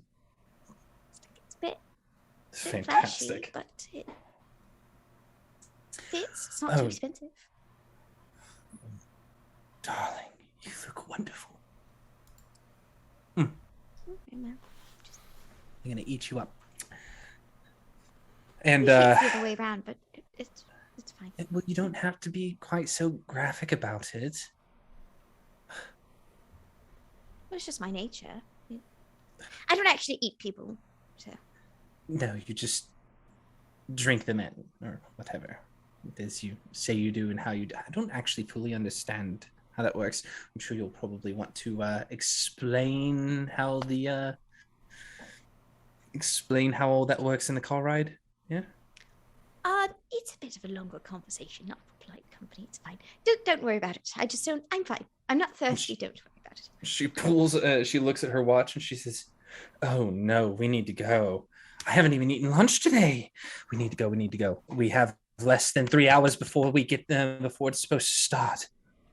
It's gonna take us like 2 to get there." And she starts to like panic. We'll breathe. It's fine. We're all dressed. We're ready to go. I like your shoes. Thank you. They're custom made. I found this little shop downtown. Yeah, I saw the Twitch chat. I did too. And she says, I hope you're happy. She hooks you by the arm again, calls a cab, and you all, the two of you, ride downtown to the base of one of the taller skyscrapers in the city. You can see that it's all been gussied up. Lights are going up the side of the building. There's a big red carpet. There's like railing, like the felt railings that are going across. But it's empty. You guys are about 20 minutes early. You sure it's talk about being fashionably late?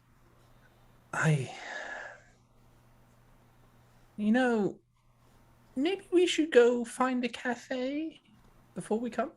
I like being early, actually. I like being punctual. We could have ourselves a little pre-game, as the boys call it. Sure. Just, little light on the martinis this time. Please. For you or for me? You. No. And she just kind of... No. She leads you down to a little like pop-up bar out of the side of one of the at the base of one of the skyscrapers down here at the base of the city.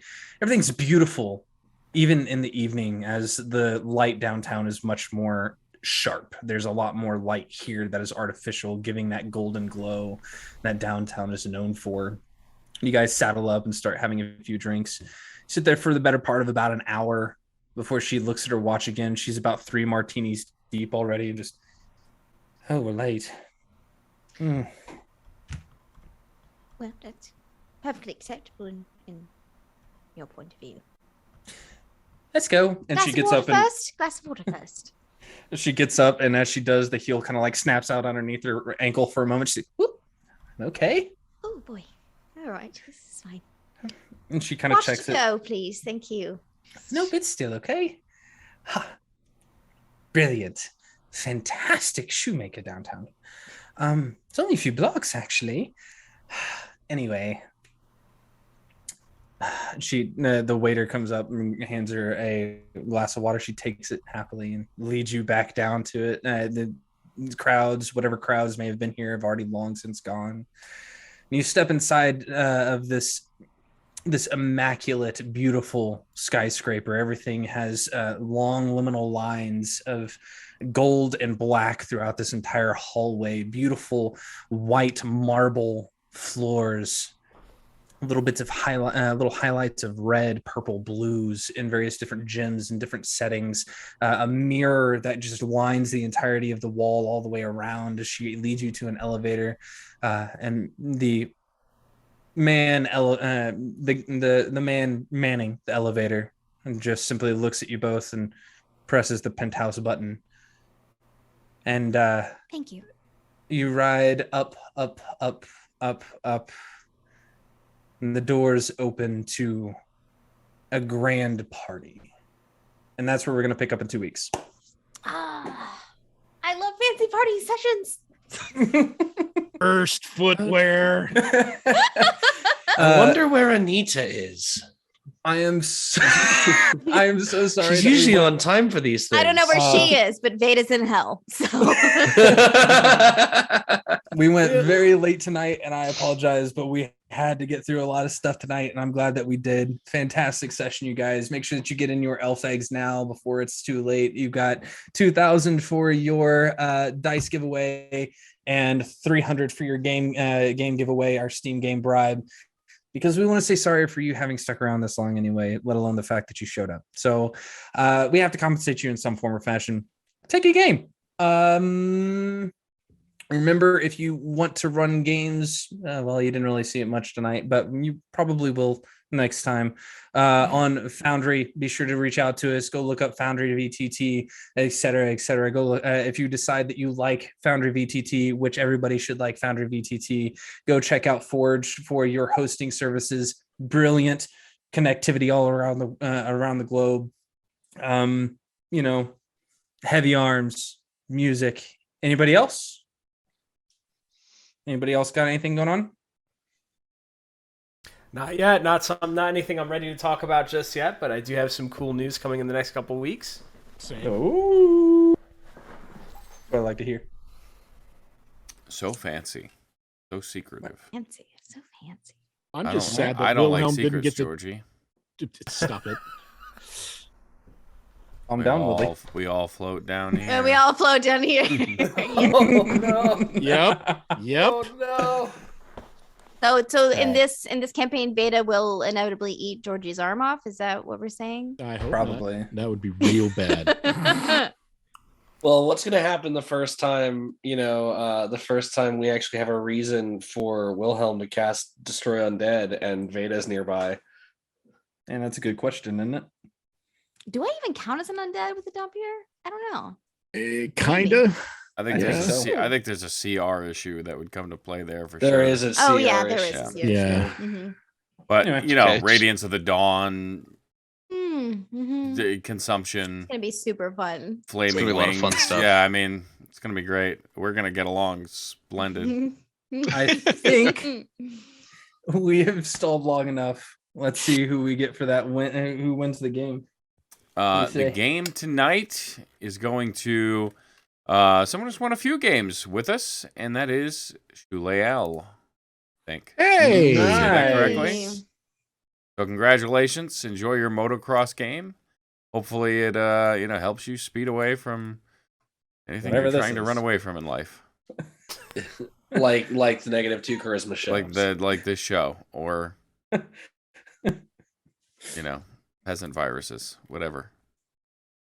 Whatever. Ow. But That I will. hurts. Great. And as we do at the end of every stream, we go and rate someone. So Adelaide, since you We got rated a lot tonight. Holy We shit. did. Get rated a lot We did. tonight. We did. Yeah. 3 times. Fantastic. I'm really glad. Thank you guys for sticking around if you did. Adelaide, roll a d20 for us to figure out who we're going to raid next. Okay. Get my fancy dice box. It is a solid 16. Ooh, deep in there. 16. 1, 2, 3, 4, 5, 10, 15. Can I do a solid 16? I can do it. Let me see if maybe the llama and the 6. Look at that. Yeah. Boom, 16, baby. We've got a My Lady Saito, Tales of Ndrai, season 6, episode 1. Nice. There we go. Hey. Get in on the ground floor. Right on. Spelled M-I Lady C-Y-T-O. We do this bi-weekly, so I mean, we could just say that we're in season 9, episode 1. You know what? Next 2 weeks from now, we'll be in season 10, episode 1. Episode 1. Yeah. It's so long in between episodes. It's like we've taken a summer break, Yeah, we need a whole episode in between just to do a recap. All right. We've already talked about this. But let's go rate them. 2 of us have tattoos on the line here, bud. Hey, I think more than 2. True. There's a lot of Well, I gotta say, I mean, we can't lose Adelaide now because she's joined as a full timer, and can't keep Adelaide if we go full time. So, and laser removal surgery is expensive. Heard it hurts like hell too. Let's go rate them. Let's be loud, be proud, support those people. Show them that we suck, so that way they can know they're great. We can always do better. Thank you. See you guys in a couple weeks. Bye, everybody. Thanks for watching. now.